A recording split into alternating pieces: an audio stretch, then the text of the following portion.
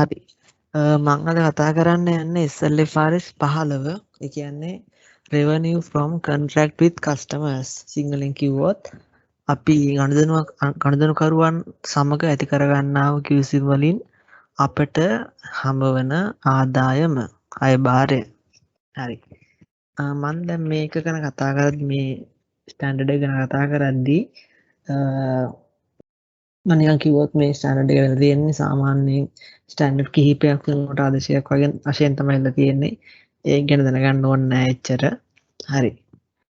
මම දැන් මුලින්ම කතා කරන්න කැමතියි අපි මේ මාතෘකාවක් තිබ්බ කොන්ට්‍රැක්ට් කියන වචනේ තිබ්බා. මම ඉස්සෙල්ලා කියන්න කැමතියි මොකක්ද කොන්ට්‍රැක්ට් එකක් කියලා. හරිද? කොන්ට්‍රැක්ට් එකක් කියන්නේ is agreement. ඒ කියන්නේ එකගතාවයක් between two or more parties. ඒ කියන්නේ දෙපාර්ශ්වයක් හෝ ඊට වැඩි පාර්ශ්වයන් අතර. That creates enforceable right and obligation. කියන්නේ අපිට විධාන කරන්න හැකි rights හිමිකම් සහ වගකීම් උත්පාදනය කරන දෙයක් නේ. කියන්නේ කොන්ට්‍රැක්ට් එකක් කියන්නේ කිව්වම කියන්නේ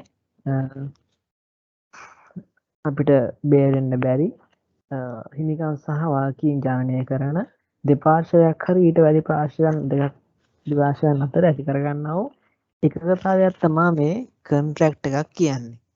හරිද? හරි. අනිත් එක අපි බලමු මොකද්ද මේ කස්ටමර්ස්ලා කියලා කවුද දාස් කරන්නේ කියලා. හරි. බලමු පොඩ්ඩක් ඒකත්. කස්ටමර්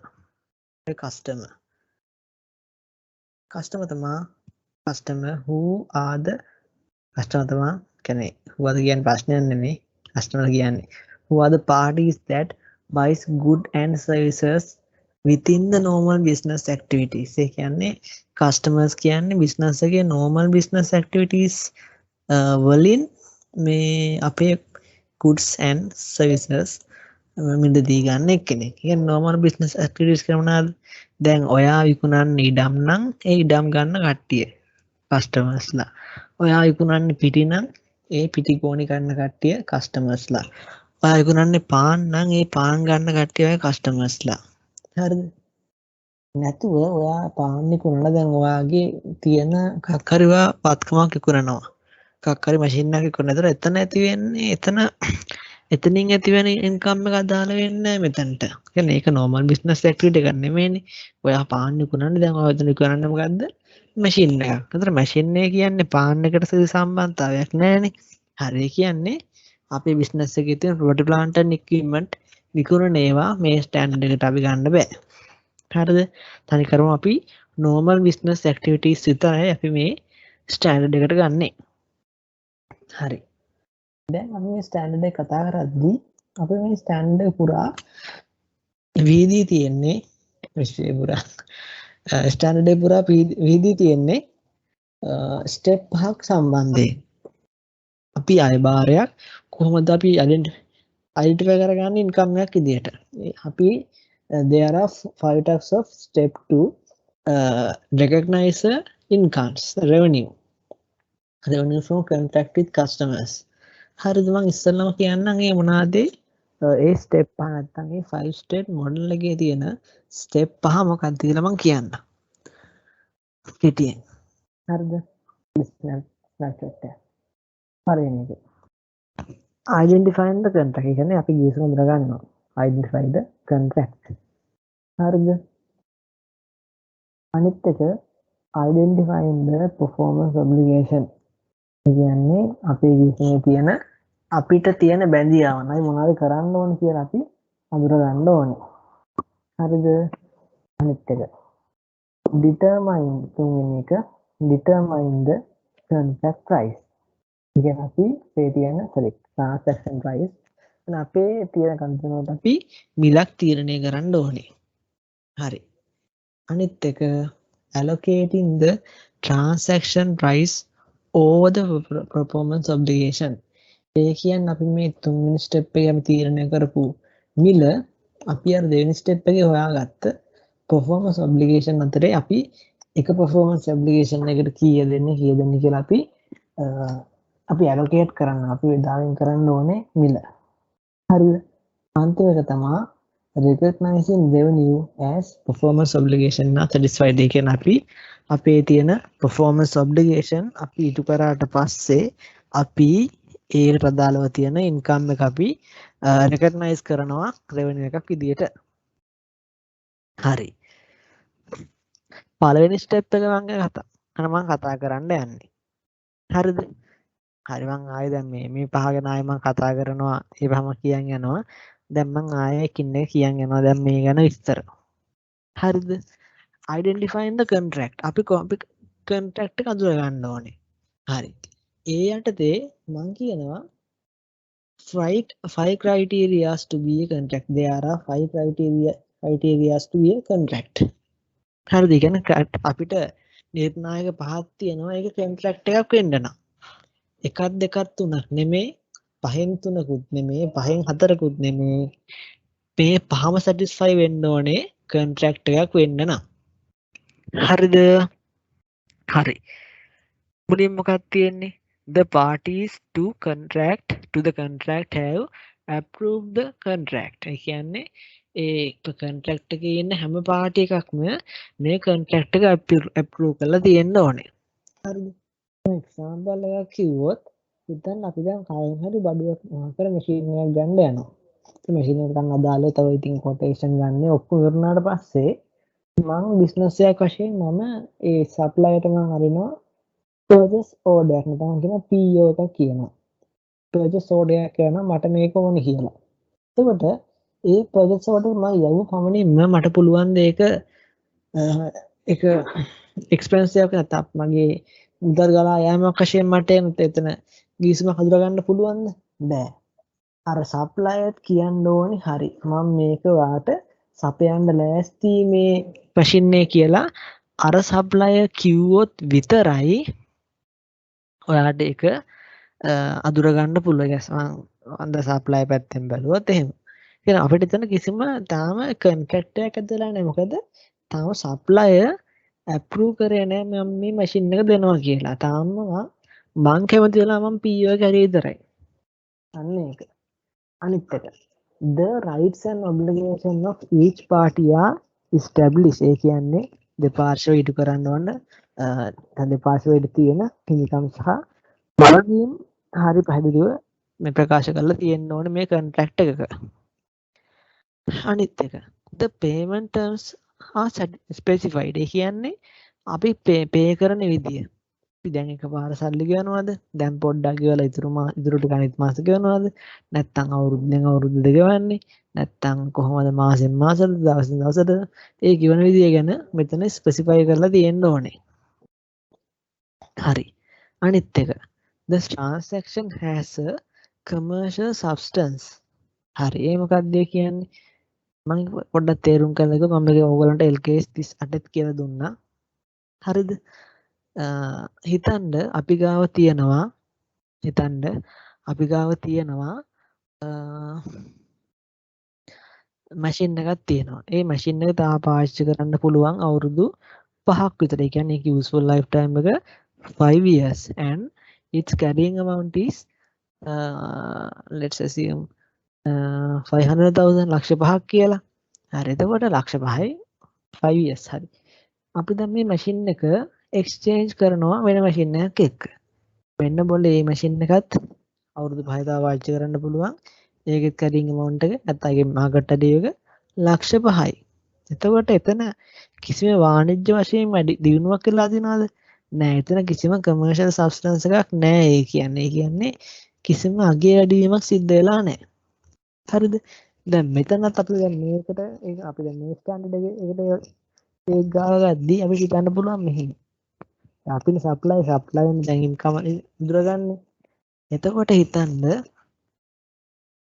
අපි අපේ දින කොස්ට් එක ගත්ත ගානට මොකක් හරි බඩුවක් දෙනවනම් එතන කිසිම කමර්ෂල් සබ්ස්ටන්ස් එකක් නැහැ. හරිද? ඒ කියන්නේ අපි ගත්ත ගාන තමයි දෙන්නේ. එතකොට එතනදී කිසිම කමර්ෂල් සබ්ස්ටන්ස් එකක් නැහැ. එතකොට එතන කොන්ට්‍රැක්ට් එකක් ඇති වෙන්නේ නැහැ. ඒ වගේ එහෙම කමර්ෂල් සබ්ස්ටන්ස් එකක් නැති ගනුදෙනු වලට.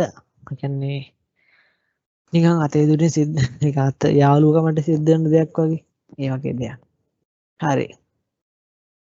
අනිත් එක it is probable that consideration can be received. ඒ කියන්නේ අපි දෙන භාණ්ඩ වලට සල්ලි හම්බෙයි කියලා විශ්වාසයක් තියෙන්න ඕනේ. හිතන්නවා එක්සාම්පල් එකක් ගන්න. හිතන්න ඕන දැන් සිමෙන්තිය ඉදිකිරීම ශාස්ත්‍රයේ තියෙන ඔය හાર્ඩ්වෙයාර් එක තමයි දාන් ඉන්නේ. ඊට ඉස්සෙල්ලා එතනට මිනිහෙක් කියලා කියනවා මට මෙහෙම මං දැම්ම සල්ලි ගවන්නේ නැහැ. මට සිමෙන්ති කොට 1000ක් ඕනේ. තව එක එක දේවල් මට ඕනේ. මං දැම්ම සල්ලි ගවන්නේ නැහැ. හරිද? කියනවා බං ඉතින් එහෙම දෙන්න බෑනේ. අර කියනවා මම හොටෙල් එකක් හදන්නයි. සරි. මම බිස්නස් එකක් පටන් ගන්න යනවා. මම බිස්නස් එක පටන් ගන්න ඔයාලට මම අවුරුද්දේ සල්ලි දෙනවා කියනවා. හරි අපි කියනවා දෙන්නම් කියලා කියනවා අපි. හරි. ඊට අපි එයා යන්න යද්දි එයා දැන් සිමෙන්ති කොට ටික අරන් යන්න යද්දි අපි ටිකවට අහනවා ඔයා මොකද්ද පටන් ගන්න යන්නේ බිස්නස් එක කියලා. අරයා කියනවා හොටෙල් එකක් තාම පටන් ගන්න යන්නේ. දැන් මේ පැත්තවලත් මම ඉන්නේ මීගමුවේ. මීගමුවේ ගොඩක් තියෙනවා හොටෙල්ස් තියෙනවා. හරිම කම්පිටිටිව් මාකට් එකක් තියෙන්නේ හොටෙල්ස් වලට. ඒ වගේම මේ කොරෝනා කාලේ ගොඩක් අමාරුයි හොටෙල් එකකට සර්වයිව් වෙලා ඉන්න. එතකොට මේ කාලෙක මෙන්න මේ වගේ ප්‍රදේශයක හොටෙල් එකක් කරනවා කියන්නේ හරිම කම්පිටිටිව්. හරිද? ඒ කියන්නේ මේක ගොඩක්ම අසාර්ථක වෙන වගේ තමයි තියෙන්නේ. එතකොට මට හිතෙනවා මේ අවුරුද්දකින් මේකේ සල්ලි ටික නොදෙයි කියලා මට හිතෙනවා. එතකොට ඒ වගේ මට probability එකක් මට හිතෙන්නේ නැත්තම් මෙයා සල්ලි ගෙවයි කියලා අපිට එතන කියන්නේ probability එකක් නැහැ සල්ලි හම්බෙයි කියලා හරියට. නිකන් possible වෙන්න පුළුවන් ඒත් probable නෑ. possible කියන්නේ වැට උඩ, probable කියන්නේ හම්බෙනවා කියන අදහස. හරිද? දැන් අපි සමයෙන් හං කට්ටිය රිමෝට් කියන්නේ 100% අනිවාර්යෙන් වෙනවා. අපිට හරියට ඩේට්, දවස් ගණන් ඔක්කොම කියන්න පුළුවන්. probable කියන්නේ හම්බෙනවා. හරිද? හම්බෙනවා කියන්නේ 75ක් වගේ ප්‍රසන්ට් දර්ශන වල 75ක් වගේ.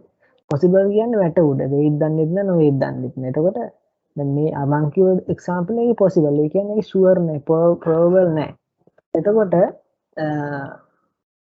මේකදී අපිට මං කිව්ව අවස්ථාවේදී ඒක ගන්න බෑ කොන්ට්‍රැක්ට් එකක් ඉදිරියේ. කියන අපිට අනිවාර්යෙන් සල්ලි හම්බෙනවා කියලා විශ්වාසයක් තියෙන්න ඕනේ. මම හිතනවා ක්‍රයිටීරියාස් 5 ඔයගොල්ලන්ට තේරුණා කියලා මොනවද මේ පහෙන් කියන්න කියලා. හරිද? හරි. එහෙනම් මම කියන්නේ සිද්ධියක් දුන්නොත් සිද්ධිය ඇසුරින් ඔයගොල්ලන්ට උත්තර ලියන්න කියද්දි මේවා ඔයාගේ ඔළුවේ තියෙන්න ඕනේ. එක්සැම්පල් එකක් මතක් කරගෙන ඒකම එක්සැම්පල් එක ඔයගොල්ලන්ට කියලා දෙන්නේ. හරි මොකද දැන් මේ SLFRS 15 ප්‍රශ්න දෙකයි තියෙන පාස් රිවර්ස් වල අපිට කියන්නේ මොන විදිහට ඒවි කියලා නේ. එතකොට 2020 තියෙනවා 2018 තියෙනවා කියව මට නම් මේ ඒතර මම මේ පාස් රිවර්ස් වලට මම තව වීඩියෝ එකක් කරනවා ඒත් එක මම ඔයාලට SLFRS 15 ස්පෙෂල් කරුණු ස්පෙෂල් දේවල් මම තව වීඩියෝ එකකින් කරනවා. يعني ඒක පොඩි ඇඩ්වාන්ස් විදියට මම තව වීඩියෝ එකක් දාන්න. එතකොට ඔක්කොම තව වීඩියෝස් දෙකක් එන්න දෙනවා. එච්චර දිග වෙන්නේ නැහැ අනිත් වීඩියෝස් දෙක. මේක පොඩ්ඩක් දිග වුණොත් ඇරෙන්න. හරිද? ඔයාලට පණ ගියා කවන්න. අනිත් එක contract modification. contract modification මොකද්ද? කියන්නේ contract එක අලුත් කරන මොකක් හරි සිදුවීමක්. හරිද? හරි. මොන එක්සැම්පල් එකක් ගන්නවා. හිතන්න දැන් මෙතන මම දැන් මේ කියන දේවල් ගැන මම විස්තරයක් කරන දෙවෙනි ස්ටෙප් එකේදී. හරිද? හිතන්න අපි අපි මොකක් හරි ඉස්කෝලේකට කම්පියුටර් නෙට්වර්ක් එකක්. ඒ කියන්නේ IT කාමරේ තියෙන කම්පියුටර් නෙට්වර්ක් එකක් අපි ඒගොල්ලන්ට ඉක්ුණා කම්පියුටර්ස් 10ක් තියෙනකොට අපි ඒක සලකනවා එක performance obligation එකක් නැත්නම් එක කට්ටලයක් වශයෙන් අපි සලකනවා මේ නෙට්වර්ක් එක දෙන හින්දා. හරිද? දැන් අපි නෙට්වර්ක් එක දුන්නා කියන්නේ හරි නෙට්වර්ක් එක හරි. හරිද? දැන් ඒක දැන් විකුණුවාට පස්සේ දැන් සාමාන්‍ය සල්ලි එරම් දෙන්න නැති වෙන්න පුළුවන්නේ. මේකේ මේ බිස්නස් මේ තියෙන සෙටල්මන්ට් එක අපේ දෙන ට්‍රාන්සැක්ෂන් එකේ ට්‍රාන්සැක්ෂන් ක්ලෝස් වෙන එක සල්ලි ගෙවන්න පෙර ආයේ ඉස්කෝලෙන් ඇවිල්ලා තව කම්පියුටරයක් ඉල්ලනවා. හරි හොඳට අහගන්න මෙතන මම එක්සැම්පල් දෙකකින් යන්නේ. හරිද? හරි. ඔන්න පළවෙනි අවස්ථාව. හරිද? ඒක දැන් මේන් එක මොකද්ද? මේන් එක තමයි මම පෙන්නන්න. මේන් එක තමයි මොකද්ද? computer network to computer network කියන්නේ කම්පියුටර්ස් කිහිපයක්. හරිද? to IT lab ලැබ් එක තමයි මුලින්ම කරපු ඒගොල්ලෝ වන්දනවා. ඒක තමයි මුල්ම කොන්ට්‍රැක්ට් එක. හරිද? මම මේක දෙපැත්තකට යනවා. මොඩිෆිකේෂන් දැන් මේකට කොන්ට්‍රැක්ට් එක දැන් මේකම මොඩිෆයි කරන්න යන්නේ. පළවෙනි මොඩිෆිකේෂන් එක එනවා අර මේ ඉස්කෝලේ ඒ මිස් කෙනෙක් හරි ප්‍රින්සිපල් එක අර කලින් ගත්ත එක නා එනවා. මේ අපේ තියෙන සල්ලි බේරුම් කරන්න කලින් මං කියන්නේ. හරිද? එනවා ආයෙ මට කම්පියුටර් එකක් ඉල්ලගෙන. ආයෙ කම්පියුටර් එකක් ඉල්ලන් කම්පියුටර් ගන්න ඕනේ කියලා එනවා. හරිද? හරි. එතකොට ඒ මං අහනවා ඒ කම්පියුටර් එක අර නෙට්වර්ක් එකටද ඕනේ කියලා. අර නෙට්වර්ක් එකට සම්පූර්ණ කරන්නද ඕනේ කියලා අහනවා. නැහැ. එයා කියනවා මේ කම්පියුටර් එක ඕනේ අපි හිතමු මේ සයන්ස් ලැබ් එකට ඕනේ. සයන්ස් ලැබ් එකට ඕනේ. එතකොට මේකයි අර මේ නෙට්වර්ක් අතර කිසිම සම්බන්ධතාවයක් නැහැ. ඒවා කනෙක්ට් කරලා නැහැ. ඒකට මේක වෙනම ගන්න. මේක වෙනම කම්පියුටර් එකක් වශයෙන් ගන්න මේගොල්ලෝ. හරිද? අනිත් පැත්තෙන් අපි හිතමු දැන් මේක මේ එකම සිද්ධිය මම දැන් මේ මොඩිෆිකේෂන් වෙන්නදී මම වෙනස් කරලා පෙන්නන්නේ. හරිද? හිතන්න එතන මේ එකපාර දෙකම වෙන්නේ නැහැ. මේ එක එක්සැම්පල් එක මේක අනිත් එක්සැම්පල් එක. හරිද? හරි. අපි අනිත් අවස්ථාව ගමු. අර මිස් ඇවිල්ලා ඉල්ලන්නේ computers දෙක another computer another two computers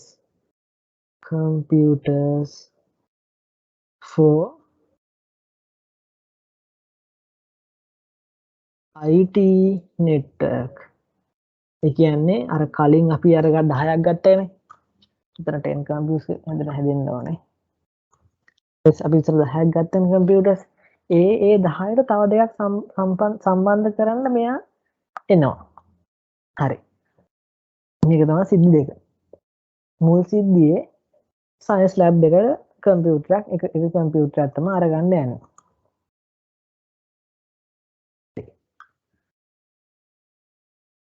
දැන් මෙතන මොඩිෆිකේෂන් එකක් වුණා. මොකද්ද මේක? දැන් අපි දැන් මුල් එකෙන් යන්නේ මේ සයන්ස් අපි දැන් මුලින්ම ඕනේ මොකද්ද? මුලින්ම තිබ්බ කන්ටැක්ට් එක තමයි කම්පියුටර් ලැබ් එකට කම්පියුටර්ස් 10ක් ගත්තා. 10ක් දින නෙට්වර්ක් එකක් ගත්තා. ඒ 10 එකට තියෙන්නේ එතකොට. අනිත් එක මොකද්ද? තව කම්පියුටරයක් ගන්න වෙනවා සයන්ස් ලැබ් එකට. ඒක තමයි දැන් මේ සිද්ධිය. මේක දැන් අමතක කරන්න. හරිද? හරි. දැන් එතකොට දැන් මෙතන තියෙනවා there is a contract modification. ඔවුන් තියෙනවනේ දැන් මෙතන ඉල්ලන් එනවනේ. තව කම්පියුටර් එකක් ගන්න එනවනේ. හරි. ඉතින් අහනවා are the goods or services in the contract modification. ඒ කියන්නේ modification එක distinct කියලා අහනවා කලින් contract එකත් එක්ක. ඒ මොකක්ද distinct කියන්නේ? distinct කියන්නේ වෙනම අඳුරා ගන්න පුළුවන්ද? distinct කියලා මේ නාද කියන්නේ අපේ ළමනාද කියන්නේ ඒකට ඩික්ෂනරි වල ගහන්න යන්න එපා. ඒතකොට ඩිෆරන්ස් කියලා එන්නේ. හරිද? ඒ වචන ගන්න එපා. හරිද? ඩිස්ටින්ක්ට් කියන්නේ අපිට වෙනම අඳුරා ගන්න පුළුවන්ද? හරිද? අපිට වෙනම ඒක අරන් අඳුරා ගන්න පුළුවන්ද ඩිස්ටින්ක්ට් කියන්නේ. දැන් මේ සයන්ස් ලැබ් එකට කම්පියුටරයක් වෙනම ගන්න එක ඩිස්ටින්ක්ට්ද? ඔව්නේ. අරක IT ලැබ් එකේ නෙට් එක වෙනමයි මේක වෙනමයි තියෙනවා. අපිට ඒක ඩිස්ටින්ක්ට් කියලා ගන්න පුළුවන්. මම ඩිස්ටින්ක්ට් කියන මේ මම පැහැදිලි කරන දෙන ස්ටෙප් එක ගොඩාක්. හරිද? එතකොට දැන් මේක ඩිස්ටින්ක්ට් අරක IT ලැබ් එකට මේක සයන්ස් ලැබ් එකට. එතකොට මේක ඩිස්ටින්ක්ට් හින්දා ඔබට පල්ලෙහාට යන්න පුළුවන්. හරි. හොඳට අහගන්න මේක. හරිද? ඊයසර්ලා අහනවා මොකද්ද? Do the prices මම තව නෝ එකට මම ආන්නේ. හරිද මේක පස්සේ කියන්නේ. Do the prices of the good or services of the contract modification reflect standalone. හරි. මොකද දෙයක් ආයෙත් දැන් එන්නේ. දැන් මේ කම්පියුටර් එකක් ගන්න දෙනවා සයන්ස් ලැබ් එකේ දැන් මේක ඩිස්ටින්ක්ට්. හරිද? දැන් මේකට මිල නියම කරද්දී අපිට මෙන්න මේ කම්පියුටර්ස් 10 ගත්ත එක සලකා බලලා අපිට මේකේ ගාණ අඩු කරනවද? හරි. ඒ කියන්නේ මේකේ ස්ටෑන්ඩ්ලෝන් ප්‍රයිස් එකට අඩු කරනවද? ස්ටෑන්ඩ්ලෝන් ප්‍රයිස් එක කියන්නේ අපි සාමාන්‍ය බිස්නස් එකෙන් ගිහිල්ලා නෝමල් ගිහිල්ලා ගත්තාම තියෙන ගාණ. හරිද? කියන්නේ නිකන් ලකුණු කරලා දෙනවා වගේ ඒ වගේ දෙයක්. හරිද? නිකන් ඩිස්කවුන්ට් එක නෙමෙයි මෙන්න මේ 10 ගත්ත හින්දා. අපි කලින් කොන්ට්‍රැක්ට් එකක හින්දා අපේ ස්ටෑන්ඩඩ් ඕන් ප්‍රයිස් එක වෙනසක් සිද්ධ කරනවද බය? හරිද? ස්ටෑන්ඩඩ් ඕන් ප්‍රයිස් එක වෙනසක් සිද්ධ කරනවා නම් මම කියන්නේ රිෆ්ලෙක්ට් ස්ටෑන්ඩඩ් එක කියන්නේ අපේ මේක රිෆ්ලෙක්ට් කියන්නේ මේ විදහා දක්වනවා. හරිද? හරි. දැන් මේකේ අර සයින්ස් ලැබ් එකට කම්පියුටරයක් ගන්න ගිය වෙලාවේ අරයා කෙලින්ම ස්ටෑන්ඩ් ලෝන් ප්‍රයිස් එක ගන්න. ඒ කියන්නේ වෙන සාමාන්‍යයෙන් කම්පියුටරයක් ගන්න ආපු ගාන තමයි අයා ගන්න. ඒ කියන්නේ අර කලින් අපි කම්පියුටර්ස් 10 ගත්ත කියලා මේකේ කිසිම අඩු කිරීමක් කිසිම අපේ අලුත් එකේ අඩු කිරීමක් කරන්න යන්නේ නැහැ මෙයා. හරිද? එතකොට මේකෙන් විදහා දක්වන රිෆ්ලෙක්ට් කරන්නේ මොකද්ද? ස්ටෑන්ඩ් ලෝන් ප්‍රයිස් එක. හරිද? ස්ටෑන්ඩ් ලෝන් ප්‍රයිස් එක හින්දා ඒක අපිට yes කියන්න පුළුවන්. ඒ හින්දා අපි මේ සයන්ස් ලැබ් එකට කම්පියුටරයක් ගන්න අපි වෙනම කොන්ට්‍රැක්ට් එකක් වශයෙන් අපි ඒක හඳුනාගත යුතුයි. හරිද? මම නැවත කියන්නම් ඒක. අපේ මුලින්ම කොන්ට්‍රැක්ට් එක මොකද්ද? IT ලැබ් එකට කම්පියුටර් 10කින් යුක්ත කම්පියුටර් නෙට්වර්ක් එකක් අපි ගත්තා. then අපි තව කම්පියුටරයක් ගන්න කලයටම ගියා. ඒ කියන්නේ අපි සියලු අපි payments ගෙවන්න කලින් කියන්නේ තාම යුසම යනවා. හරිද? අපි ගිහිල්ලා IT ලැබ් එකට සයන්ස් ලැබ් එකට අපි කම්පියුටරයක් ගන්න යන්නේ. එතකොට සයන්ස් ලැබ් එකට කම්පියුටරයක් ගන්නවා කියන්නේ අපිට ඒක වෙන් කරලා අඳුර ගන්න පුළුවන් සයන්ස් IT ලැබ් එකේ කම්පියුටර් නෙට්වර්ක් එකට කියන්නේ නෙට්වර්ක් එකත් එක්ක අපිට වෙනම අඳුර ගන්න පුළුවන්. IT ලැබ් එකේ කම්පියුටර් සයන්ස් ලැබ් එකේ මෙහෙ. හරිද? එතකොට මේක ඩිස්ටින්ක්ට් කියලා අපි අඳුරගත්ත මේ සිද්ධියේදී මේ කම්පියුටර් එක ගන්න එක. හරිද? ඊට අපි අහුවා මේ කම්පියුටරේ ගාන ස්ටෑන්ඩ් ලෝන් දෙය කියන්නේ ස්ටෑන්ඩ් ලෝන්ද?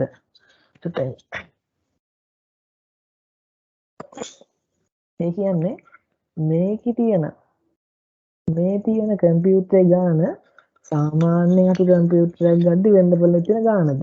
ඒ කියන්නේ කිසිම ඩිස්කවුන්ට් එකක් එහෙම කරලා නැද්ද? කිසිම මිල අඩු කිරීමක් කරලා නැද්ද? අපි කලින් ගාව දෙේ හින්දා. නෑ මේකේ ස්ටෑන්ඩ් ලෝන් රිෆ්ලෙක්ට් කරන්නේ මම කිව්වා ස්ටෑන්ඩ් ලෝන් ප්‍රයිස් එක කියලා. ඒ කියන්නේ කිසිම ඩිස්කවුන්ට් අඩු කිරීමක් කරලා නැහැ කලින් ගත්ත දෙේ හින්දා. දැන් නිකන් ඩිස්කවුන්ට් එකක් අඩු කරා කිව්වා මේක ගණන් ගන්න එපා. ප්‍රශ්නේ කියලා තියෙන්න ඕනේ අපි අර කොන්ට්‍රැක්ට් එකේ හින්දාමයි අඩු කරලා තියෙන්නේ කියලා. හරිද? හරි. එතකොට මේකේ රිෆ්ලෙක්ට් වෙන්නේ ස්ටෑන්ඩ් ලෝන් ප්‍රයිස් එකේ. මේකේ ස්ටෑන්ඩ් ලෝන් ප්‍රයිස් එක රිෆ්ලෙක්ට් වෙන්නේ අපිට ඒ ගන්න සයන්ස් ලැබ් එකේ කම්පියුටර් එකට අපි බිස්නස් එකක් වශයෙන් අපි නිව් කොන්ට්‍රැක්ට් එකක් අඳුර ගන්න ඕනේ. හරිද? හරි. මම ආයි කියන්නම් මෙතන. නිකන් හරි අරගන්න මම මෙතන ආයි චුට්ටක් කියන්න. හරිද? මම මෙතන දෙන්න. මෙතන අනිවාර්යෙන් වෙනවා. හරිද? දැන් මෙතන මේ ටික වලට දෙන්නා කියලා මේ yes කෑලි. හරි. දැන් මෙතනට මම එන්න යන්නේ. කියලා මෙන්න මෙතනම. another two computers for IT network. ඒ කියන්නේ අපි අර කලින් 10 ගත්තට පස්සේ අපිට ආයෙ අපි එනවා කම්පියුටර්ස් දෙකක් ගන්න අර නෙට්වර්ක් එකටම සම්බන්ධ කරන්න. එතකොට ඒ නෙට්වර්ක් එකටම සම්බන්ධ කරද්දී එතන ඩිස්ටින්ක්ට්ද? නෑනේ ඩිස්ටින්ක්ට් නෑනේ. අපි ඒකටම සෙට් කරන්නේ නේ. බෙදාවින් කිරීමක් ආයෙ කරන්න බෑනේ. එතකොට අපිට ඒක ගන්න වෙනවා එතන ඩිස්ටින්ක්ට් නෑ කියලා. නේ? අපි අරකටම සම්බන්ධ කරන්නේ. IT ලැබ් එකේ තියෙන නෙට්වර්ක් එකට අපි ඒක සම්බන්ධ කරන්නේ. එතකොට අපිට ඒක ඩිස්ටින්ක්ට් නෑ කියලා ගන්න වෙනවා. හරිද? ඒ වගේ වෙලාවක අපි extension of the same contract. ඒ කියන්නේ අපි අර කලින් අර කම්පියුටර්ස් 10 ගත්ත contract එක තියෙනවානේ. ඒ contract එකට අපි මේක එකතු කරනවා. මේ කම්පියුටර්ස් දෙකත් අපි එකතු කරලා දානවා. හරිද? අපි අරකටම එකතු කරලා දානවා. හරිද? අයිඩියා ගන්න මේ එක්සාම්පල් එකෙන් ඔළුව තියාගන්න. හරි ඒක තමයි අර කම්පියුටර්ස් දෙකේ කතාව. එතනින් ඉවරයි. එතනින්ම කතාව ඉවරයි. කතාව තේරුණා කි. තේරුණා මම අයිපරක් කියන තේරුම් නැත්නම් අපරාධනේ අර කම්පියුටර්ස් දෙකක් ගන්නවනේ ඒ කම්පියුටර්ස් දෙක ගන්නේ අර කලින් ගත්ත නෙට්වර්ක් එකට ඒ 10ට සම්බන්ධ කරන්නමයි එතකොට ඒක සම්බන්ධ කරපුවාම මේක අපිට වෙනම දුර ගන්න බෑනේ ඒ නෙට්වර්ක් එකට වෙනම දුර ගන්න බෑනේ ඒ නෙට්වර්ක් එකට අපි එකතු කරන්නයි ගන්න එතකොට ඒක ඩිස්ටින්ක්ටිව්නස් එක නැහැ අපි ඒක සම්බන්ධ කරනවානේ එතකොට මේ කම්පියුටර්ස් දෙක අර කම්පියුටර්ස් 10න් උඩ වෙනම දුර ගන්න බැරි හින්දා දැන් කියන අපි එකතු කරන්න යන්නේ ඒකට ඒ හින්දා අපි කියන එතන ඩිස්ටින්ක් එකක් නැහැ ඒක නැති හින්දා අපි දැන් තියෙන කොන්ට්‍රැක්ට් එකට මේ කම්පියුටර්ස් දෙකත් එකතු කරලා දානවා එතකොට අලුතෙන් කොන්ට්‍රැක්ට් එකක් බිහි වෙන්නේ නැහැ හරි මම දැන් මෙතනට එනවා හරි දැන් ඒක කතාව කරන්න එතනින් ඉවරයි අර කම්පියුටර්ස් දෙක කතාව දැන් මම ආයෙනවා අර සයන්ස් ලැබ් එකේ කම්පියුටර් එකට මම ඉස්සෙල්ලා ගත්තේ උතන S කියලා ගත්ත කොහොමද ඒ කියන්නේ මේක ස්ටෑන්ඩ් ලෝන් ප්‍රයිස් එකක් නම් රිෆ්ලෙක්ට් කරන්නේ කියන්නේ මේ නිව් කොන්ට්‍රැක්ට් නිකන් හරි අර කඩේ අපිට නිකන් හරි අපි දැන් අර කම්පියුටර්ස් 10 ගත්ත හින්දා මේ සයන්ස් ලැබ් එකට ගන්න කම්පියුටරෙත් අපි අර 10 ගත්ත හින්දාම අපි ඩිස්කවුන්ට් එකක් දෙන එක අපි ස්ටෑන්ඩ් ලෝන් ප්‍රයිස් එක වෙනස් සිද්ධ කරනවා මෙන්න මේකට. ඒ කියන්නේ අපි කලින් අර 10ක් ගත්ත හින්දා මේකේ වෙනසක් සිද්ධ කරනවා. හරිද? මේ කඩේ තියෙන ලක්ෂයයි මම අර කලින් මෙයා කම්පියුටර්ස් 10ක් අරන් ගිහින්දා මම 80000ට දෙනවා. එතකොට එතන ස්ටෑන්ඩ් ලෝන් ප්‍රයිස් එකක් තියෙනවද? නෑනේ. එතකොට මොකද කරන්න කියන්නේ? කලින් කොන්ට්‍රැක්ට් එක අවලංගු කරලා අලුත් කොන්ට්‍රැක්ට් එකක් හදන්න කියනවා අරකට දාලා. හරිද? දැන් මෙතන කලින් කිව්ද අපි අවලංගු කරන්න යන්නේ. ඒකට එකතු කරනවා. එතකොට ඩේට් එක තියෙන කලින් ඩේට් එකමයි තියෙන්නේ. අපි දැන් අර කලින් ට්‍රාන්සැක්ෂන් එක කරපු දවසමයි තියෙන්නේ. අපි කලින් අර 10 ගත්ත දවස තියෙන්නේ. මෙතන මොකද කරන්න කියන්නේ? අර කලින් 10 ගත්ත එකත් අවලංගු කරලා ඒ 10ට මේ 10 එකතු කරලා අද අලුතෙන් කොන්ට්‍රැක්ට් එකක් මේ කම්පියුටර් එකතු කරලා අලුතෙන් කොන්ට්‍රැක්ට් එකක් හදන්න කියනවා. අද එතකොට ඩේට්ස් වෙනස් වෙනවා මේ දෙකේදී. මේක තියෙන්නේ පරණ ඩේට් එක මේක තියෙන්නේ මේක තියෙන කම්පියුටර්ස් 10 ගත්ත ඩේට් එක තියෙන්නේ. මේක තියෙන කම්පියුටර් මේ අපි අලුතෙන් ගන්න ඩේට් එක තියෙන්නේ. දෙකටම අදාළව. හරි මම හිතනවා ඔයගොල්ලන්ට තේරුණා කියලා. මේ එක්සාම්පල් එකත් එක්ක ඔයගොල්ලන්ට හොඳ බ්‍රීෆ්ලි මොන නෝට් එක ගහගන්න පුළුවන්. හරි. ඉතින් මම පොඩි වලට පොයින්ට් එකක් දෙනවා. ප්‍රයිස් චේන්ජ් නේම අපි කොන්ට්‍රැක්ට් මොඩිෆිකේෂන් කියන අපි අඳුර ගන්නෙ නැහැ. ඒ කියන්නේ ප්‍රයිස් එකක් වෙනස් වුණා කියලා ප්‍රයිස් වෙනස් කරා කියලා අපි ඒක පොයින්ට් එකක් වශයෙන් තියා ගන්නවා. ඉරක් හරි ගන්න ඉන්න පුළුවන්. ප්‍රයිස් චේන්ජ් වුණා කියලා ඒක අපි කොන්ට්‍රැක්ට් මොඩිෆිකේෂන් එක කියලා අපි සලකන්නේ නැහැ. අපි කොන්ට්‍රැක්ට් මොඩිෆිකේෂන් එක කියන්නේ ස්කෝප් එකේ වෙනස් වීමක්. ඒ මොකක්ද මම කිව්වේ? ඒ කියන්නේ අපේ කොන්ට්‍රැක්ට් එකේ අපි දුන්න ගාණ තියෙනවනේ. අර කම්පියුටර්ස් 10 මුලින්ම මේ දුන්න 10 එකපාර අරයා සල්ලි අය කරගන්න ඕන හින්දා ගාණ අඩු කරලා කියනවා. කෑෂ් ඩිස්කවුන්ට් එකක් දීලා වගේ. එතකොට ඒක නැත්තම් වැඩි කරනවා පොලියක් ගන්නවා මේ පරක්කු වලින් සල්ලි. එතකොට ඒක ප්‍රයිස් එකේ චේන්ජ් එක කොන්ට්‍රැක්ට් මොඩිෆිකේෂන් එකක් නෙමෙයි. කොන්ට්‍රැක්ට් මොඩිෆිකේෂන් එක කියන්නේ අපි වොලියුම් එක චේන්ජ් කරනවා. ඒ කියන්නේ අපි තව ගන්නව නම් තමයි. වොලියුම් එක කියන්නේ අපි තව කම්පියුටර්ස් ගන්නව නම් තමයි නැත්තම් ඊට අමතරව මොකක් හරි වෙන රිලේටඩ් මොකක් හරි දෙයක් ගන්නව නම් තමයි ඒක අපි කොන්ට්‍රැක්ට් චේන්ජ් එකක් විදිහට අපි ඒක සලකන්නේ. හරි. දැන් අපි යනවා සෙකන්ඩ් ස්ටෙප් එකට. මම විනාඩි 30ක් අතර කතා කරලානේ පළවෙනි ස්ටෙප් කමක් නැහැ. මේක තේරුම් ගත්තොත් තමයි මේවට යන්න ලේසි වෙන්නේ. හරි. ඔන්න තියෙන වැදගත්ම අපේ තියෙන ස්ටෙප් එක. මේ ස්ටෙප් එක බැරනම් ඔයාලට ඉතින් ඉහළ ඉස්සරහට යන්න බෑ. එහෙනම් මේකට පොඩ්ඩක් බර දාලා උගන්නන්න හිතන් ඉන්නවා. හරි. බලමු මොකද්ද කියන්නේ කියලා දෙවෙනි එක. Identifying the performance obligation. හරිද? මම අන්තිමට මේ ඔක්කොමටම ගැලපෙන්න සරල උදාහරණයක් කියන්න. චූටි එකක්. වැදගත් නැහැ මේක චූටි එකක්. Identifying the performance obligation. හරිද? එතන තියෙන්නේ මොකද්ද performance obligation එක කියලා. performance obligation කියන්නේ enforceable promise. ඒ කියන්නේ අපිට විධාන කරන්න නොහැකි promise එකක්. කියන්නේ පොරොන්දුවක් to deliver good and services. ඒ කියන්නේ අපිට good and services අපේ ඉන්න customer ට deliver කරන්න අපේ ඒක මග නොහැරිය හැකි පොරොන්දුවක් තමා මේ performance obligation එකක් කියන්නේ. ඔකල පාඩින් තියෙන්නේ මෙන්න මේක. හරි. මේක කතා කරද්දී අපේ තියෙන ප්‍රධාන concept එක තමයි මොකද්ද? distinctiveness. අපි අතන කතා කරේ distinct කියලා හිවි. මෙන්න මෙතන. එතකොට දැන් මෙතන මම පැහැදිලි කරනවා මොකද්ද මේ distinctiveness කියන්නේ කියලා. හරි. එතකොට හරි.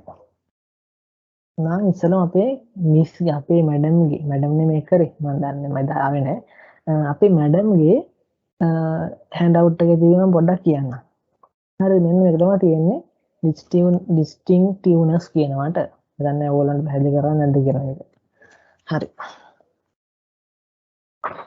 SLFRS 15 provide two very specific criteria that must both be met in the order to service considers distinct.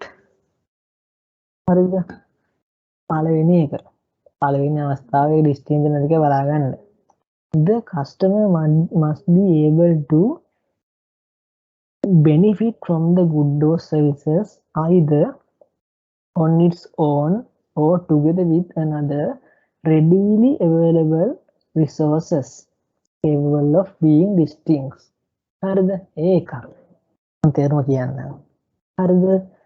අනිත් මොකද්ද? The goods or services separately identifiable from other goods or services in the contract. අපිට කියනවා distinct within the context of the contract. මේ දෙකම තියෙන්න ඕනේ.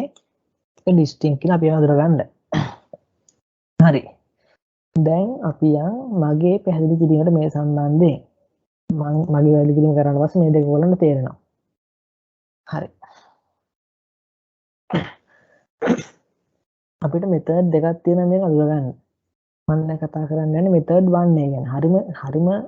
හරිම සරලයි. අපි ඉස්සෙල්ලාම බලනවා මේ දෙක එකක්ද කියන. කියන්නේ can the customer benefit from good and services its own. හරි මම එක්සැම්පල් එකක් ගන්නවා මෙතනට. එක්සැම්පල් තියෙනවා මං ගාව. හරිද? එක්සැම්පල් එක පළවෙනි එක. අපි හිතන්න අපේ බිස්නස් එක ඉක්ුණනවා ෆෝන් ඉක්ුණනවා. හරිද? ෆෝන් එකත් එක්ක අපි සිම් එකක් අපි තමයි ඩයලොග්. හරිද? ඩයලොග් එකෙන් ෆෝන් ඉක්ුණද්දී ෆෝන් එක විතරක් අරන් යන්න දෙන්නේ නැහැ නේ. සිම් එකක් දාන්න දෙන්නේ. හරි. එතකොට අපි දැන් ෆෝන් ඉක්ුණනවා. අපි ෆෝන් ඉක්ුණද්දී මේගොල්ලන්ට අපි මාස 12ක අපි පැකේජ් එකකුත් දෙනවා. හරිද? පක්කයි නැත්නම් අපි එයාට දෙනවා ෆෝන් එක කැඩුනාම 5 පාරක් හදාගන්න අපිට අලුත් හදාගන්න අවස්ථා 5ක්. නොමිලේ හදාගන්න අවස්ථා 5ක් දෙනවා. හරිද? ෆෝන් එකයි ඒ අවස්ථා 5යි හම්බ වෙනවා. හරිද? දැන් මොකක්ද අහන්නේ? Can the customer benefit from good or services its own? අපිට දැන් උතන සාමාන්‍ය අරකට උතන දැන් මෙන්න නියම කරන්න අර හදන පහටත් එක්ක අනිවාර්යයෙන්ම අස්සෙන් දානනේ. හිතමු දැන් උතන අහනවා can the customer benefit good or services its own? අපිට පුළුවන් ද ෆෝන් එක ඩයලොග් එකකින් ගන්න නැතුව උතන ඩයලොග් එකකින් අරගෙන ෆෝන් එක හදන්න හිතමු දෙයක්. තාටයක් එක්සැම්පල් එක පුරු කරන්න ආනේ. අපි හිතමු ඩයලොග් එකේ ෆෝන් තියෙනවා රුපියල් ලක්ෂයයි. හරිද? ඒත් එක්කම ඩයලොග් එකෙන් ෆෝන් හදන සර්විස් එකක් දෙනවා. කරනවා හදලා දෙනවා. හරිද? ඒ සර්විස් එකකට 10000ක් ගන්නවා එක සර්විස් එකකට. මේක හදලා දෙන්න. හරිද? හැබැයි ඩයලොග් එක මෙන්න මෙහෙම කියනවා. ඔයා රුපියල් 1,20,000ක් තියලා ෆෝන් එක අපෙන් ගත්තොත් ඒ කියන්නේ ෆෝන් එක රුපියල් ලක්ෂයයි අරවල කියනවා ඩයලොග් අපි හිතමු ඩයලොග් එක කියලා. ඩයලොග් එක කියනවා ඔයා රුපියල් 1,20,000ක් දීලා ෆෝන් එකයි ෆෝන් එක ගත්තොත් ඔයාට 5 වතාවක් යනකම් මේකේ රිපෙයාර්ස් නැත්නම් මේක හදන එක ෆ්‍රී කරනවා. එතකොට මේ 1.20 අතර ෆෝන් එකට ගිය ගානයි අරකට ගිය ගානයි දෙකම තියෙනවානේ. හරි. එතකොට දැන් එහෙම හිතන්න. දැන් මෙතන වාගේ දෙක ෆෝන් එක තියෙනවා හදන අවස්ථා පහ තියෙනවා. එතකොට මේ අපෙන් දැන් අහනවා මේ can the customer benefit from good and services good or services on its own ඒ කියන්නේ වෙනම අපිට ෆෝන් එක ඩයලොග් එකෙන් අරගෙන හදන අයට වෙන කාවාරි ගාවට යන්න පුළුවන්ද? යන්න පුළුවන් මොන තරම් ෆෝන් හදන කට්ටිය ඉන්නවනේ නේ. නැත්තම් අපිට ෆෝන් එක වෙන කොහෙන් හරි අරගෙන ඩයලොග් එකට යන්න පුළුවන් ෆෝන් එක හදාගන්න. ඒගොල්ලෝ සපයනවා අපිට එතනටත් ගිහලා මේ වැඩේ කරන්න පුළුවන්. එතකොට මේ දෙකම එකට ගන්න කියලා විදියක් නේද? ඒතකොට ඒක මොකක්ද අපිට හිතනවා මේක ලිස්ටිං කියලා හැදෙනවා. හරිද? නැත්තම් අපි ගත්තොත් අපි කම්පියුටර්ස් ගද්දී හිතන්න අපි කම්පියුටර්ස් 50ක් ගන්න යනවා. හරිද? අපිට කම්පියුටර් 49ක් එක කඩේකින් අරගෙන ඉතුරු කම්පියුටර් තව කඩේකින් අරගන්න පුළුවන්ද? අරගන්න පුළුවන්නේ. අපිට කම්පියුටර්ස් 50ක් දැන් ගද්දී කඩ 50කින් ගන්න පුළුවන්. එතකොට එතනට ඕන ඩිස්ටින්ක් කියන්න පුළුවන් නේ. හරි. ඒක අපිට එච්චර පැහැදිලි නැත්නම් අපිට කියනවා මෙන්න මේක ගැන පොඩ්ඩක් සලකා බලන්න කියනවා. ඒ කියන්නේ මේ අපි ගන්න දේවල් අපිට දැන් තියෙන සේවාවත් එක්ක අපිට යූස් කරන්න පුළුවන්ද කියලා. හරිද? අපි හිතමු මම පොඩ්ඩක් අර එක්සැම්පල් දෙයක් මෙතනදී වෙනස් කරනවා. අරකේ ෆෝන් එකත් එක්ක සිම් එක දෙනවා. සිම් එකේ මාස 12ක ඔයාලට ටෝක් ටයිම් ෆ්‍රී තියෙනවා. හරිද? එතකොට ඒකට වෙනම ගණක් යනවා. හරි. එතකොට අපිට හම දැනට තියෙන වත්කම් එක මේක පාවිච්චි කරන්න පුළුවන්ද කියලා බලන්න කියනවා. හරිද? හිතන්න දැන් අපි ඩයලොග් එකේ ෆෝන් එකක් අරගත්ත කියලා ඩයලොග් එකේ ෆෝන් එක යූස් කරන්න සිම් එක යූස් කරන්න ඕනේ නැහැ. අපිට වෙන සිම් එකක් දාගෙන ඒ කියන්නේ අපේ එක්සිස්ටිං සිම් එකත් එක්ක ඩයලොග් එකේ ෆෝන් එක යූස් කරන්න පුළුවන්. ඒක. අනිත් එක බැලුවොත් අපේ ඩයලොග් එකෙන් හම්බෙච්ච සිම් එක වෙන ෆෝන් එකකට දාලා පාවිච්චි කරන්න පුළුවන්. එතකොට අපිට එහෙමත් කියන්නේ අපිට දැනට දෙන මේ බාණ්ඩත් එක්ක මේ දෙක වෙනම මාරු කරන් අපිට යූස් කරන්න පුළුවන්. ඒතර අපිට ඒක බලන්න පුළුවන් මේ වෙනම නැද්ද කියලා බලුවාට පස්සේ. හරිද? අපිට මේ දෙකෙන් හිතා ගන්න පුළුවන්. හරි. ඒතර එහෙම තියෙන මේක අර ඩිස්ටින්ක්ට් ඒ කියන්නේ මේ විදිහට අපිට බෙනිෆිට් ඕන් ඒ කියන්නේ අපිට වෙන මේක ගන්න පුළුවන්කම තිබ්බට මදි බෙනිෆිට් ගන්න පුළුවන් තිබ්බට මදි තව දෙයක් තියෙන්න ඕනේ. and මේ දෙකෙන් එකක් හරි මේ පැත්තෙන් and ඒ කියන්නේ මොකක්ද තියෙන්න ඕනේ? are the good or services distinct within the context of the contract. මේ කැලේ මොකක්ද තියෙන්නේ? මේ කැලේ තියෙන මෙන්න මෙතන. Customer must be able to benefit from good or services or no together with the readily available resources. හරිද? මේ දෙක එකක්. අපිට වෙනම යූස් කරන්න පුළුවන් වෙන්න ඕනේ ඒක නේ. ඒ වගේ දෙයක් තියෙනවා. ඒකට මම ඉතින් කියව බලන්න තේරුම. and ඒ මොනවාද? බලන්න ඕනේ මේ දින goods distinct within the context of the contract. හරිද? මේක මම තේරුම් ගන්න මේක සපෝට් මේක හැදෙන්නේ කොහොමද කියලා තේරුම් ගන්න මම පොයින්ට්ස් 3ක් දෙනවා. මේ පොයින්ට්ස් 3න් හරි එකක් මේ පොයින්ට්ස් 3න් එකක් හරි මේක තියෙන ගැලපෙනවා නම් ඒ හඳුනුවට ඒක distinct within the context of the contract. හරි. දැන් මොකද්ද? are the goods integrated together to deliver an end product. හරි. මම පොඩ්ඩක් මෙහෙම දෙයක් කියන්න. හිතන්න මෙහෙම දෙයක්. එයාපෝට් එකක් හදනවා. හරිද? අපි මත්තල තියෙන එයාපෝට් එක ආයේ අපේ අපච්චිගේ එතකොට අපි මත්තල එයාපෝට් එකක් හදනවා. මත්තල එයාපෝට් එක හදද්දි කොහොමද තියෙන්නේ? අපිට ඒකට දවන පතයක් ඕනේ. පාර වගේ ඕනේ. බිල්ඩින්ග්ස් හදන්න ඕනේ. හරිද? තව මාකර් ලයිට් හවුස් එක මාකර් එළිය හැදෙන්න ඒ ලයිට් තියෙන්නේ පත්නායක වටේට දාලා ඒ ලයිට් හදන්න ඕනේ. අපි හිතමු මේන් 3 කරනවා කියලා. ලයිට් එක හදන්න ඕනේ, දවන වතේ හදන්න ඕනේ, බිල්ඩින් එකක් හදන්න ඕනේ. හරිද? එතකොට අපිට පුළුවන් නේද අපිට මේ පැත්තෙන් බැලුවොත් අපිට පුළුවන් නේද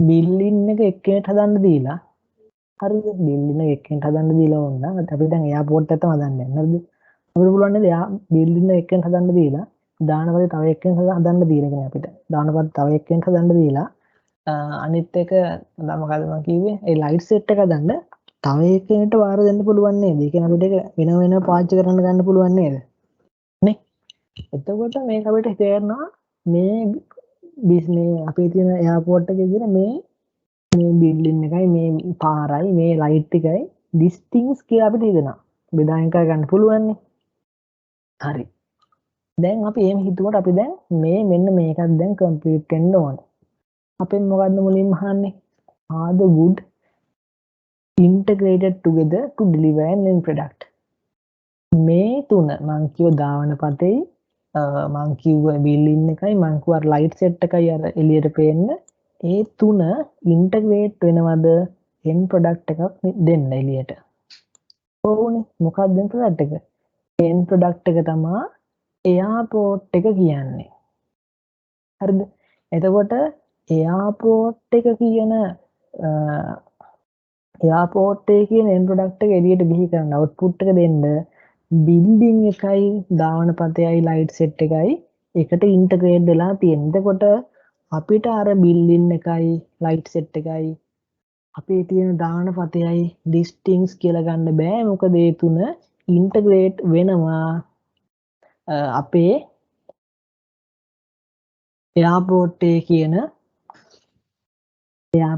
කියන end product එක එළියට දෙද්දි. එතකොට මේක ඒ දුන ඩිස්ටින්ග්ස් නෑ. ඒ කියන්නේ සමහර අය මෙතන ඩිස්ටින්ග් උනාට මේ end එකට මේ end එකත් එක්ක මේක එද්දි ඩිස්ටින්ග් වෙන්න නැති වෙන්න පුළුවන්. ඒක එකක් වෙන්න පුළුවන්.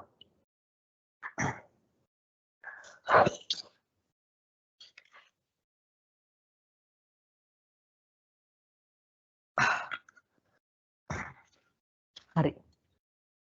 එහෙම දෙයක් හිතන්න තමයි තව එක්සැම්පල් එකක් මම මේක දැන් මේක පැහැදිලි කරන්න යන්නේ.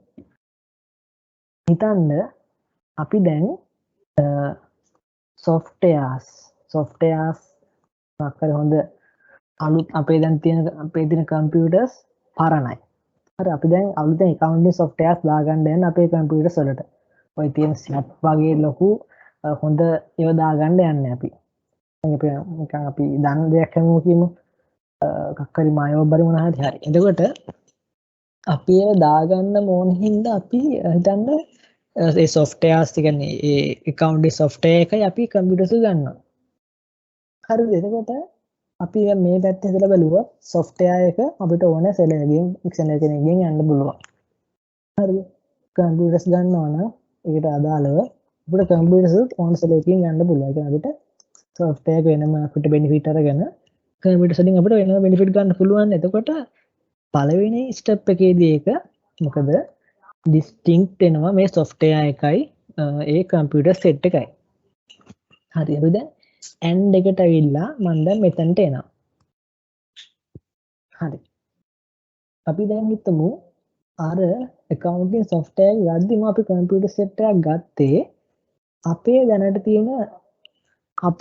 තියෙන කම්පියුටර්ස් මේ software එක දාන්න support කරන්නේ නැහැ. කියන්නේ අපේ දැනට තියෙන කම්පියුටර්ස් රිප්ලේස් කරන්න වෙනවා මේ අලුතෙන් software එකක් ගද්දී. ඒ කියන්නේ මේ අපි දෙයක් ගන්නවා නම් ඒ දේ ගන්න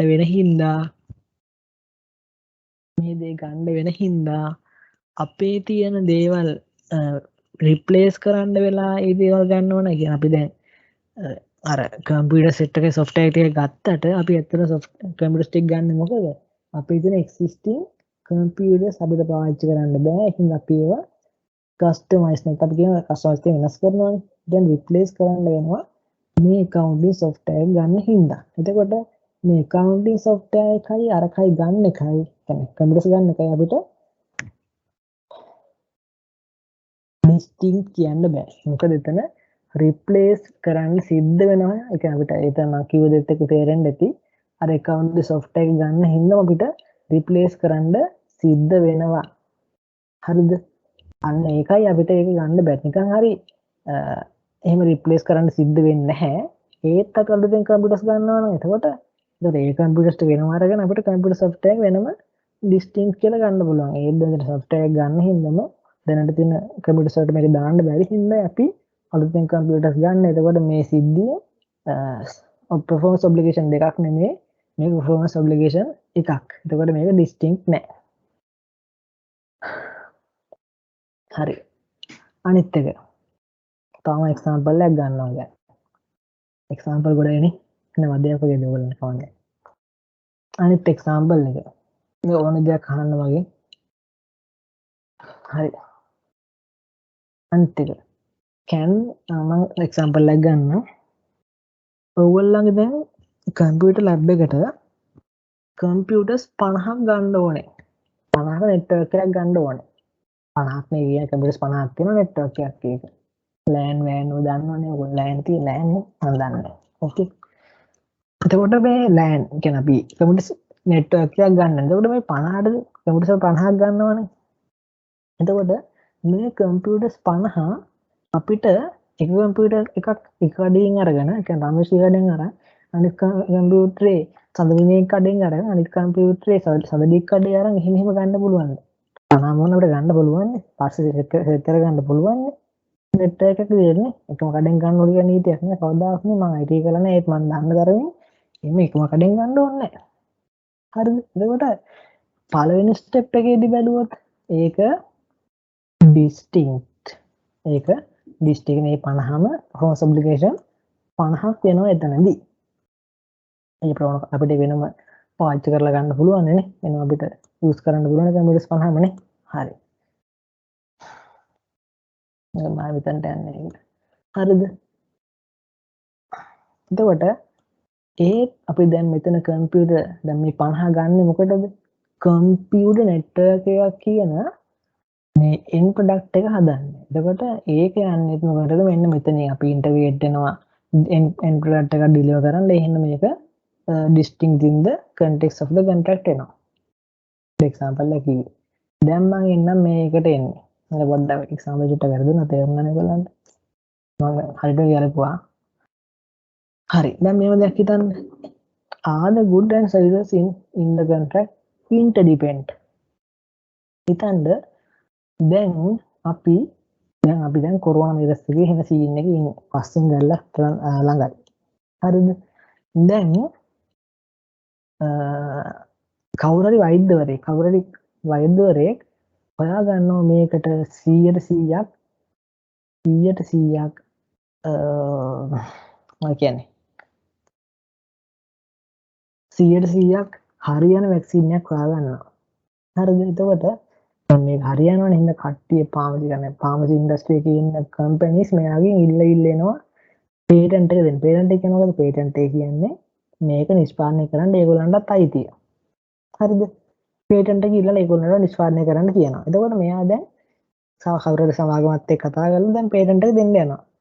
පේටන්ට් එක විතරක් දුන්නට ඇතිද මෙයාට මේ ඉන්ඩස්ට්‍රි එකට පේටන්ට් එක අරගෙන මොනා කරන්නද? මේ හදන විදිය දන්නේ මේ හොයාගත්ත එක නේ. එතකොට මේ වගේ අවස්ථාවක පේටන්ට් එක විතරක් මදි. එයාගේ රහස් වට්ටෝරුවක් දෙන්න ඕනේ. එතකොට ඉතින් රහස් වට්ටෝරුව ගන්නවට එයාට වෙනම ගාණක් දෙන්න වෙනවා. පේටන්ට් එකට වෙනම චාර්ජ් එකක් දීලා වට්ටෝරුව දෙනකොට එයාට වෙනම චාර්ජ් එකක් දෙන්න වෙනවා. එතකොට දෙන්න පුළුවන් වට්ටෝරුව වෙනමයි පේටන්ට් එකට වෙනමයි. නේ? එතකොට වාඩි හිතන්න පුළුවන් මෙතන performance obligation දෙකක් කියලා හිතන. ඒ කියන්නේ අපිට වට්ටෝරුව අරගෙන අපිට වෙනම කරගන්න පුළුවන්. එහෙම හිතෙන්න පුළුවන්. පේටන්ට් එක කරගන්න පුළුවන් හිතෙන්න පුළුවන් නේ. එතකොට මෙතන අපිට එහෙම මේ දෙක performance obligation දෙකක් කියලා ගන්න බෑ.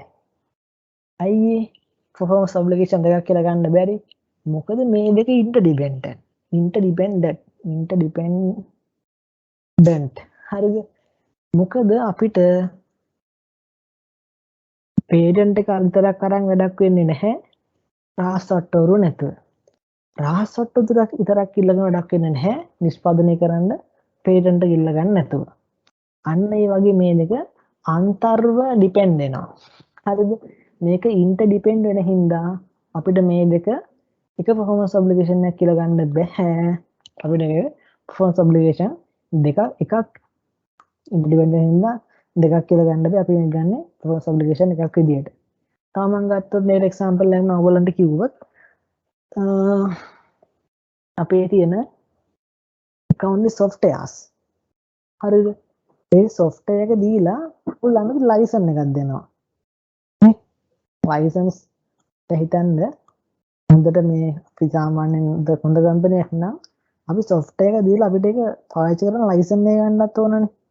අපිට license විතරක් කරන් වැඩක් තියනවද? නෑ. license එක කරන් විතර වැඩක් ඉන්න අපි මේ software ගන්නත් ඕනේ. සමහර software තියෙනවා software විතරක් ගත්තමදී license එක ගන්නත් ඕනේ. එතකොට මේ license එක ගන්න කට්ටිය ඕන තරම් ඉන්න පුළුවන්. රටවිටාවේ software එක ගන්න ඕන තරම් කට්ටිය ඉන්න පුළුවන්. ඕන තරම් ඔය word දෙන්න service එක දාලා දෙන්නේ. ඒක license දාලා දෙන්නේ නෑනේ. ඒගොල්ලෝ දෙන්නේ software එක දාලා දෙන්නේ. එතකොට ඒ වගේ කට්ටිය ඉන්නවනේ. ඒත් මේ දෙකම එක්කෙනෙක්ගෙන් ගද්දී මේ දෙක ඉන්ටර්ඩිපෙන්ඩ් නේද? ඔයාට වැඩක් වෙන්නේ නැහැ වාට මේ software විතරක් වැඩක් වෙන්නේ නැහැ license එක නැතුව. license එක විතරක් අරන් වැඩක් වෙන්නේ නැහැ software එක නැතුව. දැන් මේ කියන කතාව හැම දෙයකම ඔලුවට ගන්න එපා මේක මෙහෙමයි මේ එහෙම තියෙනවා track එකව තියෙනවා එහෙම කියවන්න එපා මේ ඔල ජෙනුයින් විදිහට පොඩ්ඩක් හිතන්න. හරිද? හරියට යූස් කරනවා නම් එහෙම තමයි license කරන්න ඕන. හරිද? Zoom වගේ license කරලා ගන්න ඕනේ ඉතින්. දැන් මගේ බලන්න දැන් මගෙත් දැන් මෙතන මේක license කරලා නෑනේ. මගෙත් මේ Excel එක license කරලා නෑ. ඒතර ඒ වගේ. හරි ඒක ගණන් ගන්න එපා. ඒක මම දැන් කිව්වේ ජෙනුයින් පැත්තෙන් තමයි කිව්වේ. ඒතර මේ දෙකම ඕනේ එතන ඒ දෙක ඉන්ටර්ඩිපෙන්ඩන්ට් වෙනවා. එහෙනම් අපිට ඒක ගන්න වෙන performance obligation එකක් විදිහට තමයි ගන්න වෙන්නේ. හරි. ඒතර මේ දෙකම තිබ්බොත් තමයි ඒක අපි performance obligation එක හරි විදිහට අපි ගන්න දැන් ඔය කිව්ව මෙතන and කියලා තියෙන්නේ දෙකම තියෙන හින්දා. හරිද? මේ දෙකම නැත්නම් අපිට තව විදියක් තියෙනවා. මේ method 2 කියලා දෙයක් තියෙනවා. අනේ ඒකේ සමහරවිට අපිට යූස් කරන්න වෙන්නේ is there යා sample එකගෙන මෙන්න මේ point එකට. හරිද? මොකද්ද මේ කියන්නේ? is there are series of distinct goods or services that substantially the same within the same pattern of transfers. හිතන්න ඔයා දැන් කාර් සේල් එකක් කරනවා. හරිද? ඔයා දැන් කාර් එක ගන්න එක්කනට කියනවා මේ කාර් එක රුපියල් ලක්ෂ 50යි. ඔයා රුපියල් ලක්ෂ 8ක් දීලා ගත්ත රුපියල් ලක්ෂ 55ක් දීලා ගත්තොත් ඔයාට අපි 10 පාරක් කාර් එක හොදලා දෙනවා. සල්ලි ගන්න නැතුව. හරිද? එතකොට මේ ඒගොල්ලෝ එයාට ඕනනම් පුළුවන් කාර් රුපියල් ලක්ෂ 50ක් දීලා අරගෙන ඉතුරු ලක්ෂ 5 දෙන්න නැතුව එයාට වෙන දෙයකින් කාර් එක හොද ගන්න පුළුවන්. ඒ කියන්නේ මේ කාර් එකයි අපේ තියෙන මේ අපි අර මං කෝ 10ක් හොදනවා කිව්වනේ. එයාට ඕනනම් 10 පාරකට මේක තැන් 10කින් හොද ගන්න පුළුවන්. ඒ කියන්නේ මේක ඔයාට කියන්න පුළුවන් මේ කාර් හොදන අවස්ථා 10ම ඩිස්ට්‍රික්ට් 10ක් කියලා කියන්න පුළුවන්. performance obligation 10ක් හිතා ගන්න පුළුවන් කියනවා. හිතා ගන්න පුළුවන් හිතන්න පුළුවන්. හරි. ඒත් එහෙම ඒක ගන්න බෑ. මොකද ඒක series of distinct goods and services. ඒ මෙතන series එකක් තියෙනවා මේ කාවශ්‍ය කරන එක. මෙතන 10ක elements 10ක series තියෙනවා. එතකොට ඒ වගේම මේක same pattern එකෙන් යන්නේ. ඒ කියන්නේ කාවශ්‍ය කරන pattern එකක් තියෙනවානේ. ඒ pattern එක same. ඒ හින්දා අපිට මේ කාවස් කරන මේ අවස්ථා 10 performance obligation 10ක් කියලා ගන්න බෑ. අපි ඒක ගන්නේ performance obligation එකක් විදියට. කාර් එක හොදන්න performance obligation එකයි මේ කාර් එක ගන්න performance obligation එකයි. අර 10ට performance obligation එකයි මේ කාර් එකට performance obligation එකක් විදියට තමයි මෙතනින් එන්නේ. ඒක මම වැඩි දැනගැනීම උදෙසා තමයි දැනන්නේ. දැන් මේ ඕලන් මැඩම් කියලා දුන්නත් දන්නේ නැහැ. හරි. එතකොට මම හිතනවා දැන් මේ දෙකේ තිබ්බ තේරුම ඔයගොල්ලන්ට ලොකුවට මම මේකේ කියලා දුන්න එක්සැම්පල් එක ඔයගොල්ලන්ට හොඳ තේරුමක් ආව කියලා මම හිතනවා මේ අපේ දෙවෙනි ස්ටෙප් එක යනත්. හරි. දැන් මම යනවා තුන්වෙනි ස්ටෙප් එකට. මම මේකේ ගණන් හදන්නේ වැඩි බලාපොරොත්තු වෙන්නේ නැහැ කරන්න. මම ගණන් හදන වෙනම වීඩියෝ එකක් කරනවා. නැත්නම් ඔයාලා බලන්නෙත් නැහැ වීඩියෝ දික්ුණාම. හරි. determine the transaction price. ඒ කියන්නේ අපේ ගනුදෙනුවේ මිල තීරණය කිරීම සම්බන්ධයෙන් මෙතන තියෙන්නේ. හරිද? මෙතන තියෙනවා මොකක්ද transaction price එක කියන්නේ කියලා. මම ඔයගලන්ට මේ කීවර්ඩ් හරි මම ඔයගලන්ට තේරෙන සිංහලෙන් කියන්නම්. transaction price එක නැත්නම් ගනුදෙනුක මිලක් කියන්නේ ඔයා දැන් ඉන්නවා හිතන්න ඔයා තමයි සෙල්ලර්. හරිද? ඔයා භාණ්ඩයක් හරි සේවාවක් හරි කස්ටමර්ට ඔෆර් කරලා ඔයා ඒ කස්ටමර්ගෙන් ගන්න බලාපොරොත්තු වෙන එක්ස්පෙක්ට් කරන වැලියු එක තමයි අපි මෙතන ට්‍රාන්සැක්ෂන් ප්‍රයිස් කියලා කියන්නේ. හරිද? මම හිතන එතනට තේරුණා කියලා. දැන් මම ඉංග්‍රීසියෙන් කියන්නම් මේක. The transaction price is the amount of consideration. Consideration කියන්නේ amount කියන්නේ. ඔයා ගන්න හිතන් ඉන්න ගාන වගේ. To which an entity expected to be entitled in exchange of transferring promised goods or services to a customer. හරිද? ඒ මොකක්ද කියන්නේ? transaction price එක කියන්නේ ඔයා ගන්න කියන්නේ amount of consideration. ඔයා ගන්න හිතන් ඉන්න ගාන ඒ කියන්නේ entity එක වශයෙන් ගන්න බලාපොරොත්තු වෙන ගාන from exchange කියන්නේ හුවමාරුවක් කරලා ඒ හුවමාරුවේදී ඔයා ට්‍රාන්ස්ෆර් කරනවා ඔයා පොරොන්දු දුන goods ඔයා කස්ටමර්ස්ට. ඒ කියන්නේ ඔයා පොරොන්දු දුන goods කස්ටමර්ට හුවමාරුවක් වගේ ට්‍රාන්ස්ෆර් කරලා ඔයා ඒ කස්ටමර්ගෙන් ගන්න බලාපොරොත්තු වෙන අය කරගන්න බලාපොරොත්තු වෙන මුදල් ප්‍රමාණය තමයි අපිට transaction price කියලා කියන්නේ. ඒක තව තියෙනවා excluding amounts collected on behalf of third parties. ඒ මොකක්ද කියන්නේ? ඒ කියන්නේ සමහර ඒවට අපි වැට් ගහනවනේ. අපේ බිස්නස් වල අපිට වැට් ගහනවනේ. එතකොට අපි හිතන්න අපි මොකක් හරි භාණ්ඩයක් දෙන රුපියල් 1000 ඒකට 10%ක වට්ටමක් වැට් එකක් අදින් ගහුවාම අපි සප්ලයි වශයෙන් අපිට 1100ක් හම්බ වෙනවා. ඒතර අපිට 1100ම ගන්න බෑ. අපේ තියෙන ඉන්කම් එක වශයෙන් අපි ගන්නෙ 10 විතරයි. මොකද අර ඉතුරු 100 යන්නේ තර්ඩ් පාර්ටි එකකට හින්දා. ඒ වගේ ඔය බ්‍රෝකර්ස් දෙනම මැද්දෙන් උන්ට දෙනකන් අපි දාන්නේ නැහැ. ඒ වගේ අපි තර්ඩ් පාර්ටි එකට දෙවන ඒ ඉරුවෙන් අපිට මැදිහත් වීමෙන් තොරව හැම ගණන් තමයි අපි දාන්නේ. අපි ඒකනේ මේ P&L එකේ සේල් කියලා මේ VAT රහිත ගන්න දාන්නේ. එතන ඒක VAT රෙජිස්ටර්ඩ් නන්නේ. දැන් ඔයගලන්ට පොඩි රිකැප් එකක් වුණා කියලා O level එක A level accounting ගැන. හරි මෙතන තියෙනවා how to determine the contract price. හරිද? එකක් තමයි variable consideration. මම මෙතන නැති දෙයක් කියන්නේ ඒක තමයි අන්තිම fixed consideration එක. හරිද? fixed consideration කියන්නේ හිතන්න ඔයා දැන් කාට හරි contract set එකකට ගයක් හදන්න දෙනවා. හරිද? එතකොට ඔයා කියනවා ඔයාට මේ ඕගොල්ලන්ට මේ ගේ හැදීම වෙනුවෙන් මම මිලියන 100ක් ඕගොල්ලන්ට දෙනවා. ඔයා දවස් 50කට පෙර මේ බිල්ඩින් එක හැදුවොත් මම ඔයාට තවත් රුපියල් මිලියන 5ක් දෙනවා කියනවා. මිලියන 100යි මිලියන 10ක් මිලියන 5ක් ඔෆර් කරනවා කියන වැඩිපුර. දවස් 50න් හැදුවොත්. එතකොට මේගොල්ලෝ දවස් 50න් හැදුවත් දවස් 75න් දවස් 100න් හැදුවත් අනිවාර්යෙන් ඔයාලට මොකක්ද හම්බෙන්නේ? මේගොල්ලෝ අනිවාර්යෙන් හම්බෙනවා මොකද්ද? අර මිලියන 100 හම්බෙනවා. කියන්නේ ඒක ෆික්ස්ඩ්. මොනවා කරත් එක හම්බෙනවා.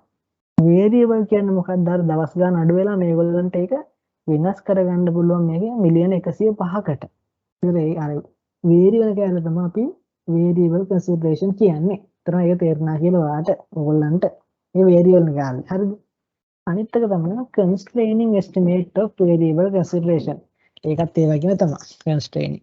හරිද? අනිත් එක estimate of significant financial components. ඒ කියන්නේ එතන පොලි අනුපාත ඒක පොඩි කියන්න ඕනේ. පොලි අනුපාත වගේ කියන්නේ අපි ඩිස්කවුන්ට් රේට් හින්දා ඒ වගේ significant financial component මේ දේවල් අපිට price එක determine කරන්න පුළුවන්. හරිද? අපි වෙන පොඩ්ඩක් බලන්න ඕනේ. අනිත් එක තමයි non cash consideration. ඒ කියන්නේ අපි රඳුණු වෙනුවෙන් cash නොවන දේවල් දෙනවද? සමහරවිට ඒක අපි දෙගොල්ලෝ දේවල් වෙනුවෙන් non cash කිව්වම ඉඩමක් දෙන්න පුළුවන් නැත්තම් අපි යාට ණයයි මේ දේ හින්දා එයා අපේ ණය කපා ගන්නවා. ඒකත් non cash consideration එක. එතකොට ඔය මොකක් හරි වත්කමක් දෙන්න දේවල් ඒ වගේ තමයි අපි කියන්නේ මුදල් නොවන consideration එකක් ඒක. හරිද? කියන්නේ අපි දෙන භාණ්ඩ වෙනුවෙන් අපිට කෑෂ් නොවන දෙයක් දෙනවා. එක්ක අපි නායකගේ භාවයෙන් විකාශ කරනවා, ඉඩමක් දෙනවා. ඒ වගේ දෙයක්. අනිත් එක තමයි consideration payable to customer. ඒකත් වැදගත් තමයි. කියන්නේ අපි කස්ටමර් කෙනෙක්ට පේ කරන්න තියෙන ගමන් මට මේක එන්නේ අර කස්ටමර් අර නායක අඩු කරන එතනින් එන්නේ ඒක එතනින් එන්නේ consideration payable to a customer. ඒ කියන්නේ කස්ටමර් කෙනෙක්ට පේ කරන්න තිබ්බ ගමන් අඩු කරගන්න ඔයා. එහෙනම් ඉතින් අපිට contract price හදා ගන්න පුළුවන් මේ කිව්ව 5යි මම අර 6ක් කිව්වොත් අර මම කිව්ව fixed consideration එක මතක තියාගන්න. මේක මතක තියාගන්න තමයි ගොඩක් වැදගත් වෙන්නේ මෙතනදී. හරි. ඔයාලට ගොඩක් වැදගත් වෙන්නේ මේ second step එක. listing මේක අල්ලගත්ත නැත්තම් ඕරන්න ගන්න අරගෙන. හරි. අනිත් එක හතරවෙනි step එක. මොකද්ද allocating the transaction price over the performance obligations. හරිද? හරියට ගණන් කරන්න වේද? පොඩ්ඩක් කරන්න වෙයි. බලමු මොකක්ද තියෙන්නේ කියලා. මේක ඉස්කටි උත්තෙන් ගත්ත මේක ඇන්න. The objective to allocate the transaction price to each performance obligation can distinct good services. අපි අර දැන් දෙවෙනි ස්ටෙප් එකෙන් හොයාගත්තේ. ඒවට තමයි අපි allocate කරන්න හරිද? දැන් හරි ඔයා කම්පියුටර් 50 කිලෝ වලින් කරගත්තා හරිද? එතකොට ඔයා second step එක හරියට කරොත් තමයි මේ step එක හරියට ඔයාලට allocate කරන්න පුළුවන්. හරිද? In an amount that depends amount of condition is entity expect entire. කියන්නේ එක performance obligation වලින් ගන්න හිතන් ඉන්න ගාන. කියලා තේරුම් ගන්න පුළුවන් ඒ හරිය. උගල වෙන්න හැලට.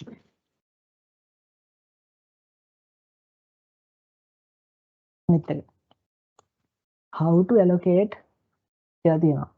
මේ ඉස්කේල තියෙන්නේ හැද. On a relative standalone same prices basis except allocated variable amounts. අපි ඒක ගණන් කරලා බලන්නේ. අනිත් එක standalone same price මම කියලා දුන්නා මොකද්ද standalone price එක කියන්නේ කියලා. මොකක්ද තියෙන්නේ කියලා standalone same price එක කියන්නේ the price at which an entity would sell a promised goods and services separately to customer. කියන්නේ අපි වෙනම විකුණන අපි සාමාන්‍ය normal අපි වෙනම customer කෙනෙක්ට විකුණන ගාන. තමයි standalone price එක කියන්නේ. ඒක market price වගේ දෙයක් තමයි ඒක.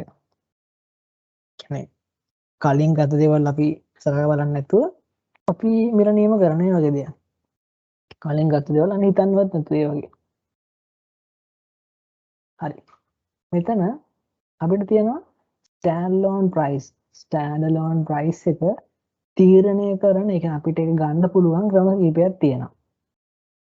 එකක් තමයි අපිට standalone price එක කියලා අපි market value හොයාගන්න පුළුවන් දේ අපි ඉස්සෙල්ලා බලන්න ඕනේ.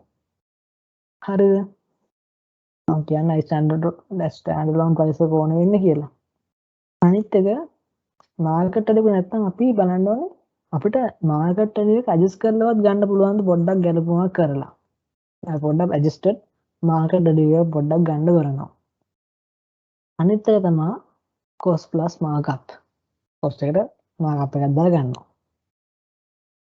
markup එක දැනගන්න ආසයි නම් මට පුළුවන් ඔයගලන්ට පුළුවන් මගේ pricing video එක බලන්න. හරිද?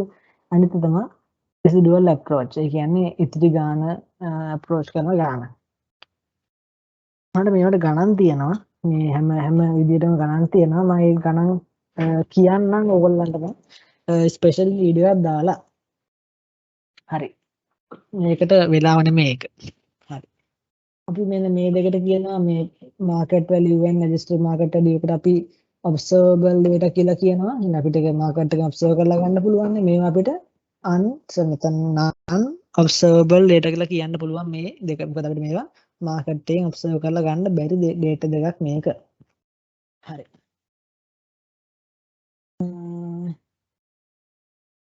බලමු මේක මොකද්ද ගන්න පුළුවන් කියලා අපිට. අපි දැන් මේ පොඩි මම පොඩ්ඩක් විතර එක්සාම්පල් එකක් කරලා පෙන්නන්න. හරි.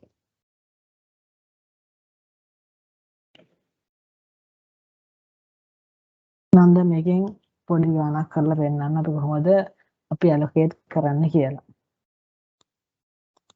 හරි. හිතන්න ඔයා කාර් සේල් එකක් කරන්න.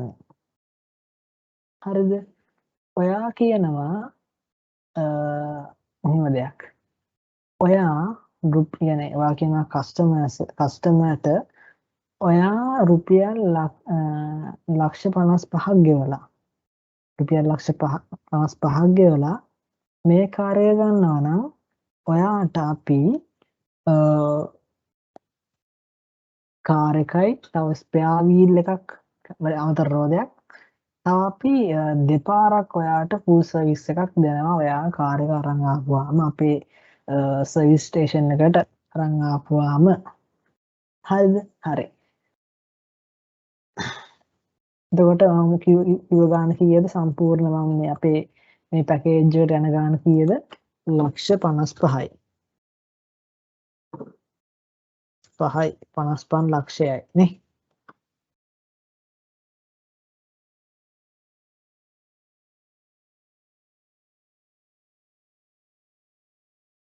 55 ලක්ෂයයි හරි මේක තමයි අපේ ගාන හරිද ඉතින් අපි බලනවා මේ කාර් එක අපි හිතමු මේ කාර් එක මාකට් එකේ තියෙනවා මාකට් වැලියුව මේ අපි හිතමු හොඳ කාර් එකක් ලක්ෂ 50යි ලක්ෂ 50යි මේ කාර් එක මාකට් එකේ තියෙනවා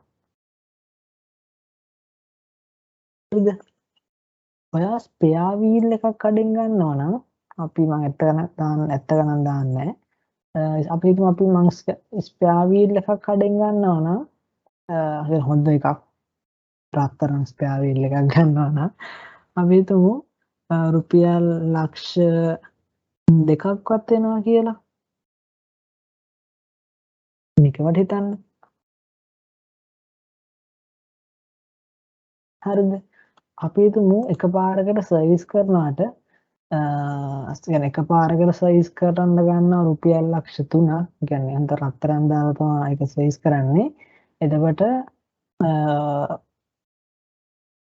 වැඩිනේ ලක්ෂ 3ක් කිව්වා කවන්නේ අපි මේ එකපාරකට සර්විස් කරන් රුපියල් ලක්ෂ 2ක් ගන්නවා එතකොට සර්විස් දෙකටම ඔක්කොම කීයක් යනවද රුපියල් ලක්ෂ 4ක් යනවා දෙකටම එකකට ලක්ෂ හරිද එතකොට මේක ස්ටෑන්ඩ් ලෝන් ප්‍රයිස් එක කියන්නේ වෙළඳ පොලේ අපිට බලා ගන්න පුළුවන් මේවල ගණන් සාමාන්‍යයෙන් මෙයාගෙන් අපි අහුවාම මෙයා මේ මෙහෙම ගන්න නැතුව නෝමල් කරගන්න නම් ගණන් මෙන්න එහෙම තමයි යන්නේ ලක්ෂ 50යි ලක්ෂ 2යි ලක්ෂ 4යි හරිද හරි එතකොට අපිට පේනවා එතන අපි අපේ තියෙන ස්ටෑන්ඩ් ලෝන් ප්‍රයිස් වල අපි එකතු අරන් බලමු මේක අපි වෙනම ගන්නවා නම් ඔයාලට බලා ගන්න පුළුවන් එතන රුපියල් ලක්ෂ 56ක එකතුවක් එනවා රුපියල් ලක්ෂ 56ක එකතුවක් එනවා හරිද එහෙම බැලුවොත් ඔයාලට විතර රුපියල් ලක්ෂක පාඩුවක් තියෙනවා සරි රුපියල් ලක්ෂක ලාභයක් තියෙනවා කියන්නේ බය පැත්තෙන් බැලුවොත් හරිද අපි සෙලර් පැත්තෙන් බැලුවොත් අපි ඩිස්කවුන්ට් එකක් දීලා තියෙනවා ඒත් අපිට කියන්න බෑ හරියටම ඩිස්කවුන්ට් එක දුන්නේ කාර් එකෙන්ද ස්පෙයා වීල් එකෙන්ද නැත්නම් මේ සර්විස් එකෙන්ද කියලා ඒක මේ ඩිස්කවුන්ට් එක මේ තුනෙන් බෙදලා කියලා තියෙනවා හරිද මම එක ගානක් ඉන්නවා මේ ඉදිරි කරන්නේ තව වෙනස් වෙන්න පුළුවන් ක්‍රම තියෙනවා නේද හරිද මම ස්ක්‍රීන් සෙට් එක කරන්නත් ඕනේ ඒක මම කරන්නම් අනිත් වීඩියෝ එකේදී එතකොට අපිට තියෙනවා එතන stand loan prices stand loan price වල එකතු තියෙනවා හරිද අපිට වෙනවා ලක්ෂ ඩිස්කවුන්ට් එකක් තියෙනවා අපි බලන්න ඕනේ කොහොමද මේ අපි එහෙම ඩිස්කවුන්ට් එක කැල්කුලේට් කරන්න ඕනේ අපි දැන් මේක ඉන්කර් කරමු අපි කොහොමද ඉන්කර් කරන්නේ කාර් එකේ ගාන කීයද කැල්කුලේට් කරලා ඇත්තේ නේද මේක තමයි අපේ selling prices transaction එකේ මේ selling transaction එකෙන් කීයක් කැල්කුලේට් වෙලා ඇද්ද අපේ කාර් එකේ ගානට අපි බලමු අපි කොහොමද බලන්නේ ඔන්න කාර් එක කියලා දානවා කා කොහොමද කරන්නේ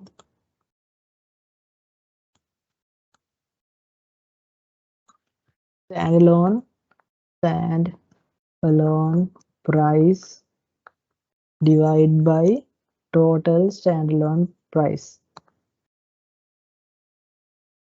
and alone price මෙන්න මේ ගාන මේ standalone price වල එකතු වෙන බෙදනවා වැඩි කරනවා අපේ තියෙන transaction price එකෙන්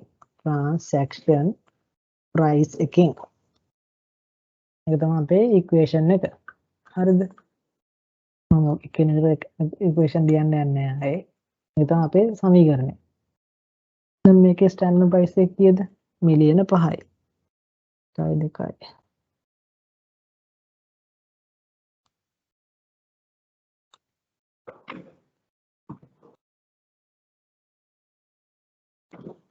එන්නට හුලා.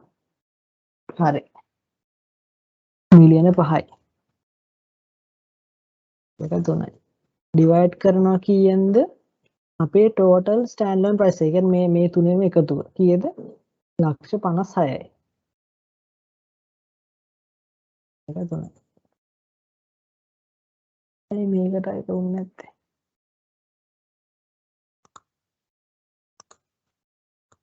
හරි. එතකොට ඒක තියෙනවා. වැඩි කරනවා කීයෙන්ද? අපේ ට්‍රාන්සැක්ෂන් ප්‍රයිස් එක කීයද? අපේ සම්පූර්ණ ගාණ 155යි.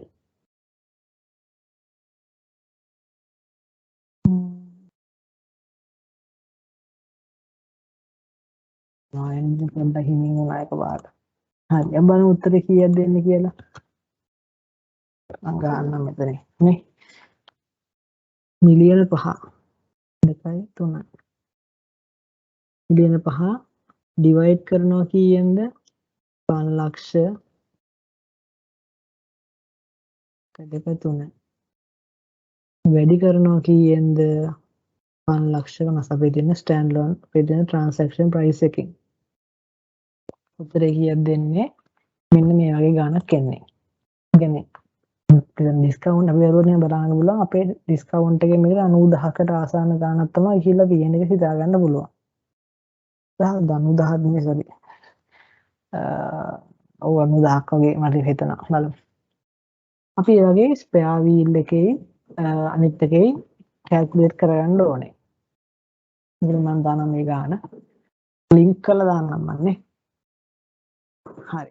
තමයි ගාණ. හරිද? දැන් මම ස්පෙයා වීල් එකෙත් ඒ වගේම ගන්නවා. හරිද? මම මේක මකන්නද එපා. ඉතින් මම ගන්න. මම මකන්නම් මේක.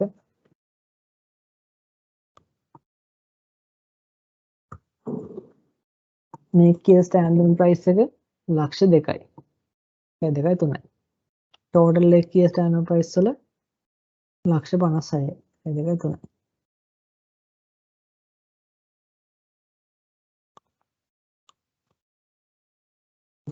අපේ ට්‍රාන්සැක්ෂන් ප්‍රයිස් එක කීයද? මෙන්න මේ ගාණ. මොන කීයක් දෙන්න කියලා උත්තරේ? ලක්ෂ 2ක් තියෙනවා. මොකද මම ගන්නත් මෙතන ලක්ෂ 2 ඩිවයිඩ් බයි ලක්ෂ 56. වැඩි කරනවා අපේ ස්ටෑන්ඩඩ් ප්‍රයිස් එකෙන්. ඊයක් දෙන්නේ 1,96,1000යි.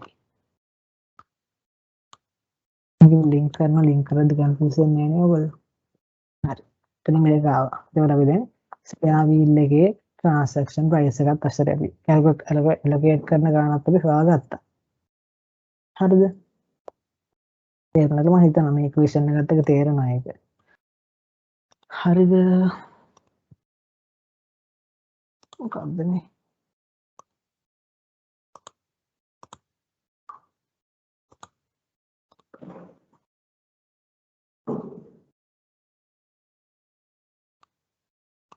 හරි. මෙතන මොකක්ද?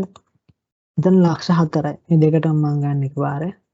ලක්ෂ 4යි මෙතන ලක්ෂ 56යි. 2යි 3යි. වැඩි කරනවා බලන්න කීයෙන්ද කියලා. හිතනවා මේ හරිය කවුරුත් බලන්නේ නැහැ කියලා. බලනවා ලයික් එකක් දාගෙන යන්න. අන්නවනේ දෙන්නේ ඔයාලා බලන්නේ මේ ටික මන් දාන්න. කමන්නේ බලන්න තුමාට ඉතින්. මම කරනවා. ලක්ෂ 4 ඩිවයිඩ් කරනවා ලක්ෂ 56න් 2යි 3යි. වැඩි කරනවා අපේ ට්‍රාන්සැක්ෂන් ප්‍රයිස් එකෙන් උත්තරේ කීයක් දෙන්නේ? මේ ගාන තමයි උඩ ගාන තමයි ඉතින් එන්නේ. ඕ නෝ. මට මම මේක ලින්ක් කරලා නෙගත්තම පොඩ්ඩක් පොඩ්ඩක් ඉන්න කන්ෆියුස් වෙන්න එපා. මම කලින් උත්තර වෙනස් වෙනවනේ මම මේ ලින්ක් කරලා ගන්න හින්දානේ. සෝරි.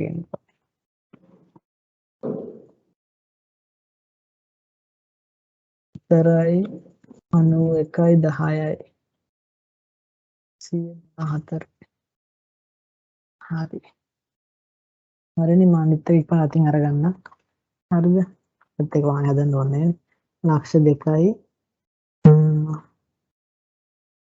divide by ලක්ෂ 56යි multiply by 196 ගානක් එන්නේ හරි ඉතින් මේක කලින් තිබ්බා හරිද කලින් අපි ගත්ත උත්තර මම අරදර මේ ලින්ක් කරලා ගත්තෙන් දෙක මට චුට්ටක්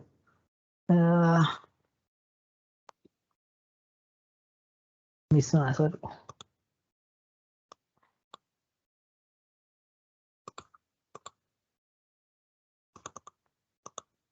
හරි එතන මේක තමයි එක් ගාන මෙතන කීයක්ද බලන්න ගාන එන්නේ මේක ගාන බලමු ඉක්මනට අපි ලක්ෂ 4ක් තියෙනවා ලක්ෂ 4 ඩිවයිඩ් කරනවා අපේ ටෝටල් ස්ටෑන්ඩ් ලෝන් ප්‍රයිස් එකෙන් 1 2 3යි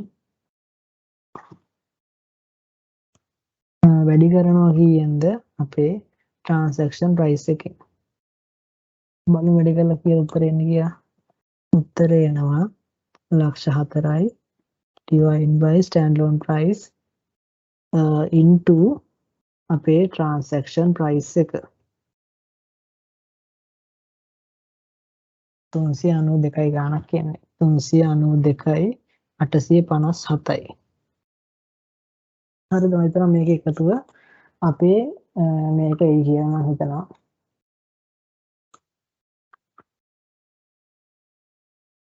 ඒ ගණන් අපි එක තමයි අපේ මොකද්ද transaction price එකනේ ඒ කියන්නේ අපි මේකෙන් මෙන්න මේ 4 මිලියන් කියන අපේ 49 ගාණක් යනවා එතනින් එතන මෙහෙම තමයි මේකේ ඩිස්කවුන්ට් එක වෙන විදිය. ඔයාලට බලා ගන්න පුළුවන් මේකෙන් මේ දෙක අතර තමයි මේ දෙක අතර ගන්න තමයි මේ ඩිස්කවුන්ට් එක. එහෙම වල හිතා ගන්න පුළුවන්. මෙතන ඩිස්කවුන්ට් එකක් දුන්නා සමානයි. හරිද? තව දෙයක් කියන්න ඕනේ. දැන් මෙතන මේ 392 857 ආවට මේ සර්විස් දෙකටම අපි දැන් සර්විස් දෙකම එකපාර කරන්නේ නැහැනේ. අපිට පුළුවන් මේක අපි එක සර්විස් එකක් කරපුවම අපිට මේකෙන් භාගය අයිඩෙන්ටිෆයි කරගන්න පුළුවන්. ඒ කියන්නේ මෙන්න මේ උත්තරේ වෙදීම දෙක. මෙන්න මේ උත්තරේ වෙදීම දෙක. කියන්නේ එක වතාවකට අපිට ඉන්කම් එකක් වශයෙන් අපිට අඳුර ගන්න පුළුවන් කීයක් විතරයිද 1,96,428.75ක් විතරයි. කියන්නේ අපි කාර් එක හිතන්න මම දැන් ওই කාර් එක දැන් මේ 1,55 දුන්න ගමන් මම යාර කාර් එකයි ස්පෙයා වීල් එකයි දෙනවා. හරිනේ. ඒක දෙන්න දෙයක් නේ. එතකොට මට ඉන්කම් එක වශයෙන් අඳුර ගන්න පුළුවන් කීයක්ද? මෙන්න මේ දෙකේ එකතුව. ඒ කියන්නේ මේ දෙක එකතු මම පොඩ්ඩක් අරන් බලමු ඔටෝසම් එකෙන්. ලක්ෂ 51යි ගාණක් මට අඳුර ගන්න පුළුවන් ඉන්කම් එක විදියට. මේ දෙක මම කාර් එකයි ස්පෙයා වීල් එකයි එකපාර දෙන හින්දා මුල් දවසේම. හරිද? ඒතර මට මේ සර්විස් එකේ තියෙන ඉන්කම් එක තාම සර්විස් එක දුන්නේ නැහනේ. තාම සර්විස් එක කියන performance obligation එක මම තාම ඉෂ්ට කරේ නැහනේ. එතකොට මේ දැන් මෙතන වලට performance obligation තුනක් තියෙනවා. එකක් තමයි කාර් එක, අනිත් එක තමයි ස්පෙයා වීල් එක, අනිත් එක තමයි මේ මොකද්ද සර්විස් එක. නම මුලින්ම මේ දෙකම ඉෂ්ට කරා. දැන් මට මොකද කරන්න තියෙන්නේ මේක විතරයි වාට මේ performance obligation විතරයි වාට සෙටල් කරන්න තියෙන්නේ. මොකද කියන වචනයකට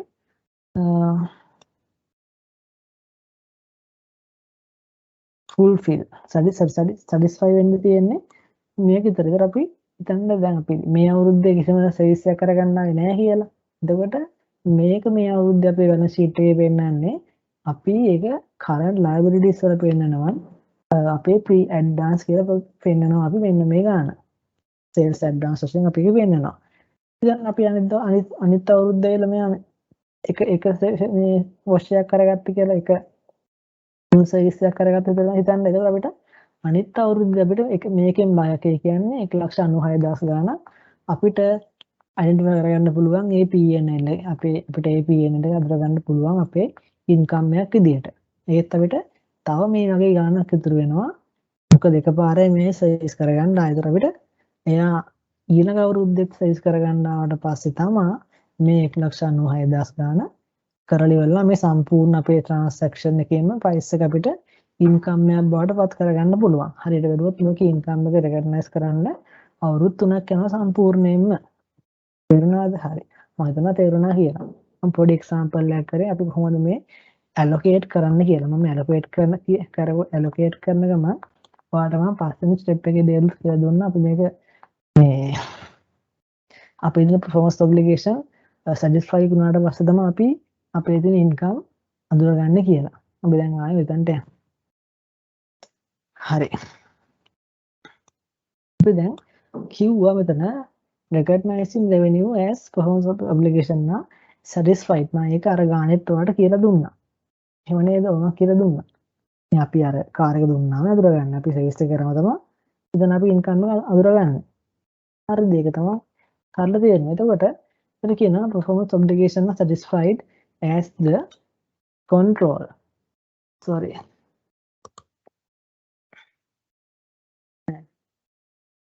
The control of the good or services pass to the customer. හරිද? එතන මේ අපේ තියෙන මේ performance obligation satisfy වුණාට as satisfy වෙන්නේ අපේ control අපේ good and services වල control එක කස්ටමර්ට පාස් වුණාට පස්සේ. එතකොට මේ පාස් වෙන විදිය අනුව අපිට ඉන්කම් එක රෙකග්නයිස් කරන්න පුළුවන් ආකාර දෙකක් තියෙනවා. එකක් තමයි at a particular point of time. හරිද? අනිත් එක තමයි over the period. ඒ කියන්නේ මුලින්ම මොකද්ද at a particular point of time කියන්නේ නිශ්චිත වේලාවකදී. හරිද?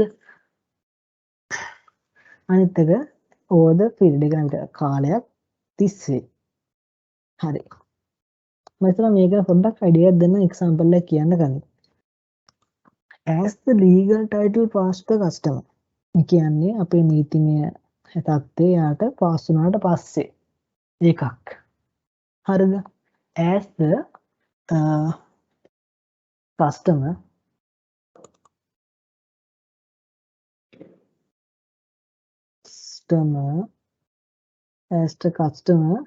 take physical possession of the good. කියන්නේ physical වශයෙන් good එක ගත්තා මේක වෙන්නත් ඕන. අනිත් එක as the risk and reward of the good pass to the type කරලා දෙනවා. pass to the customer. අනිත් එක as the customer become liable for the payment. හරිද? මේකේ මේ physical possession එක මේ හතරම හරිනම් තියෙන්න ඕනේ. මේ හතරම හරිනම් තියෙන්න ඕනේ. සමහර වෙලාවට මේ physical possession එක කස්ටමර්ට මාරු වෙනවා. දැන් මම මුලින් කිව්වොත් legal වශයෙන් මේ අයිතිවාරය වෙන්න ඕන කස්ටමර්ට. මේක physical වශයෙන් goods එක කස්ටමර් අරන් යන්න ඕන අනිත් එක. ඒ බාණ්ඩේ ලැබෙන risk. ඒ කියන්නේ බාණ්ඩේ තියෙන risk එකයි rewards හම්බෙන්න තියෙන දේ වලුයි කස්ටමර්ට මාරු වෙන්න ඕනේ. කියන්නේ අපි දැන් දෙයක් වික්කට පස්සේ අපිට ඒකේ අවදාන නැහැනේ. ඒක කස්ටමර්ට තමයි අවදානම තියෙන්නේ. දෙයක් හම්බෙනවා නම් හම්බෙන්නේ ඒක කස්ටමර්ට. හරිද? අනිත් එක මොකද්ද? as the customer become liable for the payment. ඒ කියන්නේ එතන අපි කස්ටමර් අපිට පේමන්ට් එකක් කරන්න වගකීමට බැඳුන අවස්ථාව. ඒක තමයි particular time එකක් කියන්නේ. point එකක් කියන්නේ. එතකොට මේ physical version එක හම්බෙන එක නම් ඒක හැමදෙස්සම වෙන්නේ නැහැ. ඒත් අපි කියනවා මේ හතරම තියෙන්න ඕනේ කියලා. ඒ කියන්නේ හතරම තියෙන්න ඕනේ මේ හතරම තියෙන්න ඕනේ කිව්වට මේක හැමදෙස්සම තියෙන්නේ නැහැ. මම එක්සැම්පල් එකක් කිව්වොත් දැන් අපෙන් කවුරු හරි කාර් එකක් අපි ගන්න අපි දැන් කාර් සේල් එකක් කරන්න අපෙන් දැන් කවුරු හරි කාර් එකක් ගන්න එනවා. හරිද? ඒකට මේ කාර් එකක් ගන්න ආවට පස්සේ දාරයා කාර් එක ගත්තාම අපි කාර් එකේ පොත යාගෙන මට කවරනවා. එතකොට legal as a legal title pass to the customer. කියන්නේ දැන් කස්ටමර්ට පාස් වුණා. හරිද? දැන් එතකොට මේකට අදාළව තියෙන risk and reward ඔක්කොම තියෙන එයාට තමයි දැන් මාරුනේ මේ legal version එක මාරුනවත් එක්කම. ඒ වගේම දැන් මේ පොත මම පොත යාගෙනවට දිව හින්දා ඒ දැන් කස්ටමර් liable වෙනවා මේ payments ටික අපිට කරන්න. හරිද? දැන් හිතන්න දැන් liable වෙලා අපිට දැන් සල්ලි ටිකක් ගෙවුවා කියලා. දැන් මේ කස්ටමර් කියනවා මේ පොඩි අවුලක් තියෙනවා මට මේ අදම මේ කාර් එක මට අරන් යන්න දැන් මම සල්ලි ගෙව්වා. ඔයාලට පුළුවන් ද සතියකට මේ කාර් එක තියාගන්න කියලා අහනවා. ඒ පොඩි මන්ට ගයක් හදන වෙන්න පුළුවන් ඒ හින්දා පොඩ්ඩක් සතියකට පොඩ්ඩක් කල් දෙන්න කියන මේක අරන් යන්න. අපි කියන අවුලක් නැහැ කියලා මේ අපි මුල්ලෙන් ගා කරලා තියන්න කාටවත් දෙන්නේ නැහැ කියනවා. එහෙම සාමාන්‍ය වෙන්න පුළුවන්. එතකොට අපි මේකේ මේ ඉන්කම් එක රෙකග්නයිස් කරන්නේ අදද නැත්තම් තව සතියකින්ද? සතියකින් නෙමෙයි අද. ඉතින් අපි ලීගල් අපි කන්ට්‍රෝල් එක පාස් කරලා ඉවරයිනේ. අරයා ඇවිල්ලා ඕන වෙලාවක මේ කාර් එක අරන් යන්න පුළුවන්. එයාට අයිතියක් තියෙනවා. නේ? ඉතින් අපි දැන් මේක ඉක්මනට ඉවරයි. අරයට ඇවිල්ලා ඕන වෙලාවක මේක අරන් යන්න පුළුවන්. මේ ඔක්කොම පේමන්ට් හරි ඉතින් බයලා වෙලා තියෙන්නේ රිස්ක් ඇන්ඩ් රිවර්ඩ් මාරලා තියෙන ලීගල් පොතක් තියෙන්නේ අගනමට තියෙන්නේ. ඊට මම කස්ටමර් තමයි කිව්වේ මේක නවත්ත ගන්න කියලා. හරිද? දැන් මෙතන ඒවත් මම කියන්න පොඩ්ඩක් මේ අස්සෙත් එක දේවල් තියෙනවා. හරිද? එතන කස්ටමර්ට දැන් මේක තියාගන්න පොඩ්ඩක් තියාගන්න කිව්වා. අපි බල කරලා මොනවද තියාගන්නේ? මේක කස්ටමර් කෙට තමයි මේක මේ අපි තියාගත්තේ. හරිද? නිකන් හරි මේ කස්ටමර් කියන්න පුළුවන් අපි එහෙම තියාගත්තා නම් එතකොට ඒක වෙලා අපිට ඉන්කම් එක රෙකග්නයිස් කරන්න බෑ. දැන් මෙතන කස්ටමර් තමයි තියාගන්න කිව්වේ සතියක්. එතකොට කස්ටමර්ගේ මතය නේ කස්ටමර්ගේ කන්ට්‍රෝල් කරන්න තමයි කිව්වේ. එතකොට අපිට මේක අදම ඉන්කම් එකක් වශයෙන් අඳුර ගන්න පුළුවන්. මම ඒත් එහෙම කියන්නේ දැන් ඔයගලන්ට කුසලයක් ඇති කස්ටමර් කියන්නේ නැති අවස්ථාවක් නක් තියෙනවා. හිතන්න ඔයාගේ යාළුවෙක් රටේ ඉන්නවා. ඔයා දැන් ක්ලාස් එකක් කරනවා. ඔයා කතා කරලා ඉවර වෙලා මේ කියනවා මේ ටිකේ කාර් වල ගණන් අඩුයි. ඔයා කාර්යයක් ගන්න ඕන නම් නියම කාර්යය මේක තමයි කියනවා. හරිද? ඉතින් අරයා කියනවා මම රටේ ඉන්නේ කොහොමද ගන්න? අරයා කියනවා ඔයා මට සල්ලි ටික එවන්න. මම ඔයාලට පොත් ටික හදලා ඉවර වෙලා ඔක්කොම කරලා තියන්නම් කියනවා. ඉතින් අරයා දැන් සල්ලි වලට පස්සේ ඔයා දැන් ලීගල් එක පාස් කරනවා කස්ටමර්ගේ අර රටේ ඉන්න යාළුවට. ඉතින් අරයාම දැන් කොහොමද මේ ඉස්ලා දැන් ඔයාම කියනවා මං කාර් එක තියාගන්න ඔයා එනකන් කියනවා. දැන් ඔයා තමයි සෙල්ල ඔයා කියනවා මං කාර් එක තියාගන්න ඔයා එනකන් කියනවා. දැන් ඔයා තමයි කියන්නේ. එතකොට අපිට ඒ වගේ වෙලාවක දැන් අරයා රටේ ඉඳන් ඇවිල්ලා මේ කාර් එක අරන් ඔයාගේ සේල් එකෙන් අරන් යනකන් දැන් සල්ලි ගෙවලා තිබ්බත් ඔයා පොත මාරු කරත් පොත එයාට මාරු කරත් දැන් මේව ඇඩිෂනල් ඒවා කියන්නේ හරිද? ඔයා පොතේ අයිති එයාට මාරු කරත් ඔයාට බෑ අරයා මේ කාර් එක සේල් එක එළියට අරන් යනකම් මේක ඉන්කම් එකක් වශයෙන් රෙකග්නයිස් කරන්න. හරිද? මේ මම වැඩිපුර කියනවානේ. කවන්නේ ඔයාලා හංගින් මේක ඔයගලන්ට ඇඩිෂනල් නොලෙජ් එකක් වෙන්න පුළුවන්. හරිද? එතකොට අර ඔයානේ කියන්නේ ඔයා කිව්ව හින්දා ඔයාට ඔයා කියලා ඒක තියාගන්න හින්දා ඔයාට ඒක කරන්න වෙන්නේ. අර අරන් ගියට පස්සේ දැන් කස්ටමර් කිව්වට පස්සේ කස්ටමර් කියන ඉස්සල වාරගේ කස්ටමර් පොඩ්ඩක් සතියක් තියාගන්න කිව්වා. එතකොට ඔක්කොම පාස් වෙලා ඉවර හින්දා කස්ටමර් තමයි කියන්නේ පොඩ්ඩක් තව තියාගන්න කියලා ඔයාට මේ මොහොතේ මේක ඉන්කම් එකක් සඳර ගන්න පුළුවන්. කස්ටමර් කියන්නේ නැත්තම් ඉතින් සතියකින් නෙවෙයි අර රට ගිහලා ආව වස්තුවයි කරන්න වෙන්නේ. එතන තේරුණා කියලා. හරි. දැන් වට තේරෙන මේ පෙරිපෙරල් ටයිම් කිව්වම අපිට අර එක්සැම්පල් එකේ මේ ටයර් එක දෙන එක මේ ඔයාලට අඳුර ගන්න පුළුවන්. හරිද? over the period 30 තිස්සේ. හරිද? අපි over the period බලද්දී බලමු මොනවද තියෙන දේවල් කියලා. The customer takes the control of asset is created. Control as the asset is created. අනිත් එක customer consume the simultaneous as the asset created. අනිත් එක asset does not have alternative use cost hat. මම කියන්න මේක තේරුම. හරි. පළවෙනි එක. The customer take the control as the asset created. හිතන්න දැන් ඔයා construction company එක ඔයා දැන් customer අයිති ඉඩමක ඔයා දැන් ගෙයක් හදන්න ගන්නවා. හරිද? ඒකේ දැන් මේ කස්ටමර්ට අයිති ඉඩමේ ඔයා දැන් ගලක් ඇල්ලුවත් මේ පොළොවට එනේ මේ අතිවාරම දැම්මත් ඒ අතිවාරමේ කන්ට්‍රෝල් එක ඒ වෙලාවම කස්ටමර්ට යනවා. මොකද ඉඩම කස්ටමර්ගේ හින්දා ඕන දෙයක් කරන්න පුළුවන් කස්ටමර්ට ඒක කන්ට්‍රෝල් එක යනවා. කියන්නේ මට එක හොඳම එක්සැම්පල් තමයි ඒක. කියන්නේ ඔයා කස්ටමර්ට අයිති ඉඩමක ගෙයක් හදනවා. ඒ ගේ හදනවා අතිවාරම තමයි ඒ අතිවාරම දාන ඔයා හදන අද ගලක් බැඳලා කියලා ඒ ගලේ කන්ට්‍රෝල් එක යනවා කස්ටමර්ට. මොකද ඉඩම කස්ටමර්ගේ හින්දා. එනවා ඇසෙට් එක ඇස් ඒ කියන්නේ ඒ වෙලාවේ ඇසෙට් එක ක්‍රියේට් කරද්දිම කන්ට්‍රෝල් එක යනවා කස්ටමර්ට. එතකොට ඒක අපිට මේ කරගන්න වෙන්නේ අපි හදන ප්‍රමාණයට.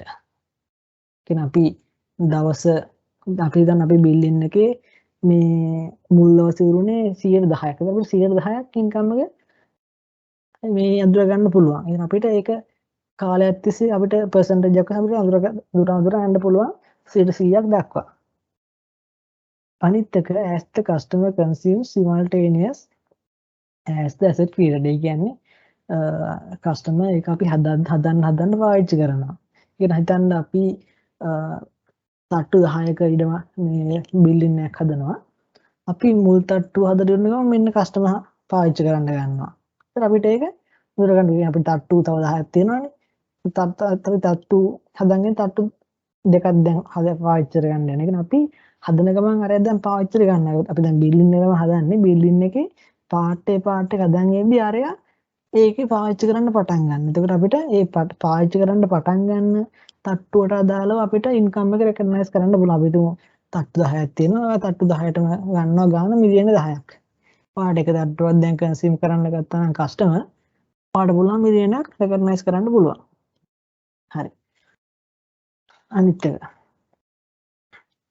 the asset does not have alternative use to customer and the seller has no enforceable. මේක පොඩ්ඩක් ගැඩි උල්ලට ගන්න එපා ඔයගොල්ලෝ. ගත්ත කමක් නැහැ. හිතන්න එක්සැම්පල් එකක් මම කියන්න. ඔයා දැන් ඇඳුම් මහන එක්කෙනෙක්, ටේලර් කෙනෙක්. මෙන්න කෙල්ලෙක් කියලා ඔයාට කියනවා මට මෙන්න මේ විදියට මෙහෙම ඇඳුමක් ඕනේ කියලා පින ලෝකෙ නැති ඇඳුමක් ඔයාට පෙන්නුම් කරනවා. මේ කොළ කැලි අලවල ඒ වගේ. ඒතකොට ඔයාට තේරෙනවා මේ ඇඳුම කස්ටමයිස් ඇඳුමක්. වෙන කවුරුත් මේක ගන්නෙත් නෙමෙයි විකාර කෝලමත් එක්ක. එතකොට හැබැයි මේක හදන්න එහෙනම් ලොකු ගානකුත් යනවා. මේක වෙන සීක්වන්ස් අල්ලලා දිකටු වලින් නූල් දාගෙන වෙන්න මල් මහල එහෙම හින්ද සාමාන්‍යයෙන් මාස 3ක් 4ක් යන වැඩක් මේක. පොඩ කරන් යද්දි. හරිද? එතකොට මේක වෙන කාටවත් මේක ගන්නෙත් නැහැ කියලා දන්න. ඒක මේක කිසිම ඕල්ටර්නේටිව් එකක් නැහැනේ. කස්ටමර් ගන්න හැරෙන කිසිම ඕල්ටර්නේටිව් එකක් නැහැ. එතකොට මේකෙන් සෙලර්ට කරන්න දෙයක්වත් නැහැනේ. මේක විකුණන්න බෑනේ. එතකොට මේකේ අපි ඉන්කම් එක අඳුරගන්නේ අපි කියනවා මෙයාට මට ඔයා කියන හරියට තේරෙන්නේ කොහොමද මහන්නේ කියලා. ඔයා දවසින් දවස නැත්තම් දවස් දෙකෙන් දෙක නැත්තම් සතියෙන් සතිය හරිය ඇවිල්ලා බලන්න මං කරන වැඩේ හරිද කියලා. හරිද? මං කරන වැඩේ හරිනම් ඔයා මට ඒකට දාලා ඉන්කම් එක දෙන්න. හරිද? ඒ කියන්නේ කස්ටමර් අධීක්ෂණය කරන ගානට ඔයා අධීක්ෂණය කරලා ඒ ගානට කම්ප්ලීට් න වැඩේ ගානට තියනවනම් ඔයා ඉන්කම් එක රෙකග්නයිස් කරගන්න. මොකද මේකට ඕල්ටර්නේටිව් නැති හින්දා අපි ඒක ඒ හදන ගානට අපි හදන අපේ ඇඳුමේ හදලා තියෙන මට්ටම දක්වා අපි මේ රෙකග්නයිස් කරන් යනවා. හදලා ඉවරනකම් ගානට සතියෙන් සති වෙන්න පුළුවන්. දවස් 3 වෙන්න පුළුවන්. නැත්නම් දවස් 3 වෙන්න පුළුවන්. එතකොට අපි එහෙම රෙකග්නයිස් කරන් යනවා මේක ඕල්ටර්නේටිව්ස් නැති හින්දා. ඒක අපිට පොඩි රිස්ක් එකක් තියෙන හින්දා. හරිද? හරි. මම හිතනවා ඔයගලන්ට ඒක තේරුණා කියලා. මේ දෙක පොඩ්ඩක් මම වැඩිපුර කිව්වේ. හරිද? ඉන්න ගන්න තමයි පොඩ්ඩක් කිව්වේ. මොකද අපිට කොහෙන් හරිද කියලා මම දන්නේ නැහැ. මම මේක ඕන කියන්න ඉන්න පුළුවන් මම විතරක් දන්න. ඒක නම් ඔයගලන්ට දැනගන්න හින්දා මේ දෙකත් කිව්වා. එක්සැම්පල් එක. හරිද? එක්සැම්පල් එකම කිව්වා. හරිද? මට මේ දෙකම කරන්න තියෙනවා දැන්.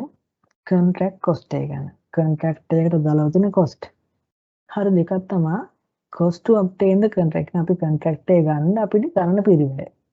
ඒ කියන්නේ අපි මුද්දර ගාස්තුලා ඒවා ඔය සයින් කරන්න යන ගාස්තු ඔය බ්‍රෝකර් ගාස්තු ඒ වගේ දේවල් ඒ තමයි cost to obtain අපි කොන්ට්‍රැක්ට් එක ලබා ගන්න අපි දාන cost එක. අනිත් එක තමයි cost to fulfillment එක කොන්ට්‍රැක්ට්. ඒ කියන්නේ අපි කොන්ට්‍රැක්ට් ඉෂ්ට කරන්න අපි ගයක් හදන්න බාරගත්තා නම් ඒක හදන්න පිළිවෙල. හරිද? ඒ වගේ. අපි එදෙන cost to obtaining contract කියන එක entity shall recognize as asset. Set the increment cost control with the customer. ඒ කියන්නේ අපි මේ contract එක obtaining අපි contract ලබා ගන්න අපි දරන cost එක අපි P&L එකෙන් දාලා අපි ඒක කපා හරින්නේ නැහැ. අපි ඒක asset එකක් වශයෙන් අපි පෙන්නුම් කරනවා. මොකද අපිට මේක අපි asset එකක් වශයෙන් පෙන්නුම් කරනවා මේක අපිට කස්ටමර්ගෙ අය කරගන්න පුළුවන් නම්. හරිද? එහෙනම් අපි මේක කස්ටමර්ගෙ අය කරගන්න අපි මේක රිසීවබල් එකක් විදිහට අපි මේක අපි තමයි එක්ස්පෙන්ස් එක දරන්නේ මුද්දර ගාස්තු බ්‍රෝකර් ගාස්තු ඔක්කොම අපි තමයි දරන්නේ. එතකොට අපි දැන් මේක කස්ටමර් ණය කරගන්න ඕනේ. ඉතින් අපි මේක ඇසෙට් එකක් වශයෙන් පෙන්වන්න කරනවා මේ අපේ ඉන්න කස්ටමර්ගෙන් අය කරගන්නකම්. අපි මේ cost to obtain එක contract එක අපිට අතින් දරන්න ඕන අපි ඔය කස්ටමර් ඉල්ල ගන්න පුළුවන් නේ. අන්න ඒකයි. අනිත් එක cost to fulfill contract කියන්නේ අපි contract එක fulfill කරද්දී අපි හඳුනා ගන්න cost තියෙනවානේ. නේ ඉන්කම් කරන cost තියෙනවානේ. එතකොට මේ cost මේ LKS2 LKS16 LKS38 වගේ ස්ටෑන්ඩඩ් වලට යටත් නොවන cost නම් අපිට ඒක දාන්න පුළුවන් cost එකක් විදියට. හරිද? දැන් මේකෙදි මම ඔයගලන්ට එතන accounting background එක මම කියලා දෙන්නේ නැහැ double entries ගැන. මොකද ඒක අපේ level එකට එච්චරටම ඕනේ නැති හින්දා. හරිද? ඒ level එකට යද්දි මම ඒ level එකට වීඩියෝ එකක් දෙන්නම්. ඒ double entry level එකට යද්දි මම ඒ level එකට වීඩියෝ එකක් දාන්නම්. හරිද? ඒක අපිට දැම්ම ඕනේ නැහැ. හරිද? ඒකයි කියන්න තියෙන්නේ. හරි. එතකොට ගන්න තියෙන මෙන්න මේ විදිහට ගන්න තියෙන්නේ. හරි. මෙතනත් ඉතින් මේක යන්නේ P&L එකට යන්නේ. අපි කියන contract debtors account එකට තමයි යන්නේ මේක contract to fulfill මේ cost to fulfill contract කියන එක. මේක යන්නේ අපේ SOF එකට තමයි යන්නේ. ඒ කියන්නේ අපි මේ යන්නේ contract debtors කියලා යන්නේ. මේවා පොඩ්ඩක් අඩිපොඩි දෙයක් කිව්වේ. ඔයගොල්ලෝ දැනට මේ දෙක දාන් හිටම ඇති contract cost එකක් තියෙන එකක් තමයි cost to obtain the contract අනිත් එක තමයි cost to fulfill the contract. මේ අපි obtain කරගන්න දරන cost අපි P&L එකෙන් දාලා කපා හරින්නේ අපි ඒක SOF එකේ පෙන්නනවා අපි ඒක අපිට ලබා ගන්න පුළුවන් දෙයක් නේ. අපි ලබා ගන්න පුළුවන් අපි ඒක මේකත් අපි contract debtors වලින් තමයි දාන්නේ. අපි මේකෙත් මේ අපි fulfill කරන්න අපිට අපි දරන cost මේ cost මේ LKS2 LKS16 LKS38 වගේ standard එක contract ස්කෝප් වෙලා නැත්නම් අපි ඒ cost එක දාලා අපේ contract debtors කියන අපේ කියලා දානවා අපේ SOFP එකට. හරි එහෙනම් අපි ඊළඟට හම්බුමු past papers ගණන් දෙකකින් සහ අපේ මිස් කරපු අපේ මිස්ගේ collection sheet එකකින් collection sheet එක කරා කියලා මම හිතනවා. ඒකයි අපි එකකින් හම්බෙමු. ඊට පස්සේ මම තව වීඩියෝ එකක් කරනවා ස්පෙෂල් නෝට් මම අර මේ වගේ අපි මම දැන් මෙතන කතා කරා වගේ ස්පෙෂල් දේවල් ඔයගලන්ට අවතර දැනුමක් ගන්න ආසයි නම් මම ස්ටෑන්ඩඩ් එක ගැන මම ඒක කරනවා. එහෙනම් අපි තව වීඩියෝ එකක් කරමු. හරි ඊට කලින් මම පොඩි එක්සැම්පල් එකක් කියන්න යන්න. මම හිතනවා ඔයගලන්ට එක්සැම්පල් එකක් කියන්න යන්න. හිතන්න අපි අර මේ අපි දැන් මෙතන කතා කරන්නේ කාර් සම්බන්ධයෙන් එක්සැම්පල් එකක් ගැන නේ. එතකොට මේ මෙතන අපි මේ ස්ටෙප් හර පොඩ්ඩක් දාලා බලමු. මොකක්ද අපේ දැන් මොකක්ද මුලින් ඉතින් අපේ මේ ස්ටෙප් එක identifying the contract. මොකද contract එකේ තියෙන්නේ එතන ගිවිසුමක් තියෙනවා. මේ අගොල්ලෝ සල්ලි දුන්නා විතර කාර් එකක් සහ මේ අදාළ දේවල් දෙන්න. හරිද? අනිත් එක මොකක්ද identifying the performance obligation. එතන අපිට පේනවා කාර් එකයි spare wheel එකයි two types of service එකයි අපිට spare wheel වශයෙන් ගන්න පුළුවන්. හරි මෙතන අපිට මේ තුනම අපිට වෙනම වෙනම ගන්න පුළුවන්. මේවා තුනෙන් අපිට end product එකක් හැදෙන්නේ නැහැ නේ. මේවා independent වෙලා නැහැ නේ. අපිට කාර් එක වෙනකන් අර මේවා වෙනකන් ගන්න පුළුවන් නේ. ඒත් මේක මේ තුන අපිට listings කියලා ගන්න අරන් මේ තුන අපිට performance obligation තුනක් කියලා ගන්න පුළුවන්. හරිද? ඊට පස්සේ අපි price determine කරා මෙච්චරක් කියලා 155ක් කියලා. අපි 155 බෙදුවා අපේ performance obligation තුන අතරේ. ඊට පස්සේ අපි ඒක මේ ඒ performance obligation satisfy කරන අවස්ථාව අනුව අපි ඒක income එක අඳුරා ගත්තා. මම හිතනවා පොඩි brief idea එකක් දුන්නේ ගානකට යන්න කලින්. එහෙනම් අපි අනිත් ඊළඟෙන් හම්බෙමු. එතකන් ඔයගොල්ලෝ මේ දැන් වීඩියෝ බලන ලොකු දෙයක් ලොකු අලුතෙන් දෙයක් දැනගන්න ඇති කියලා මම හිතනවා. මම දන්නේ ඉතින් මම දෙකේ ඉස්සෙල්ලා කරන දේ දන්නේ කර කවන්නේ. දරුවන කමෙන්ට් එකක් දාන්න මම ආසයි. එහෙනම් හැමෝටම සුබ දවසක්.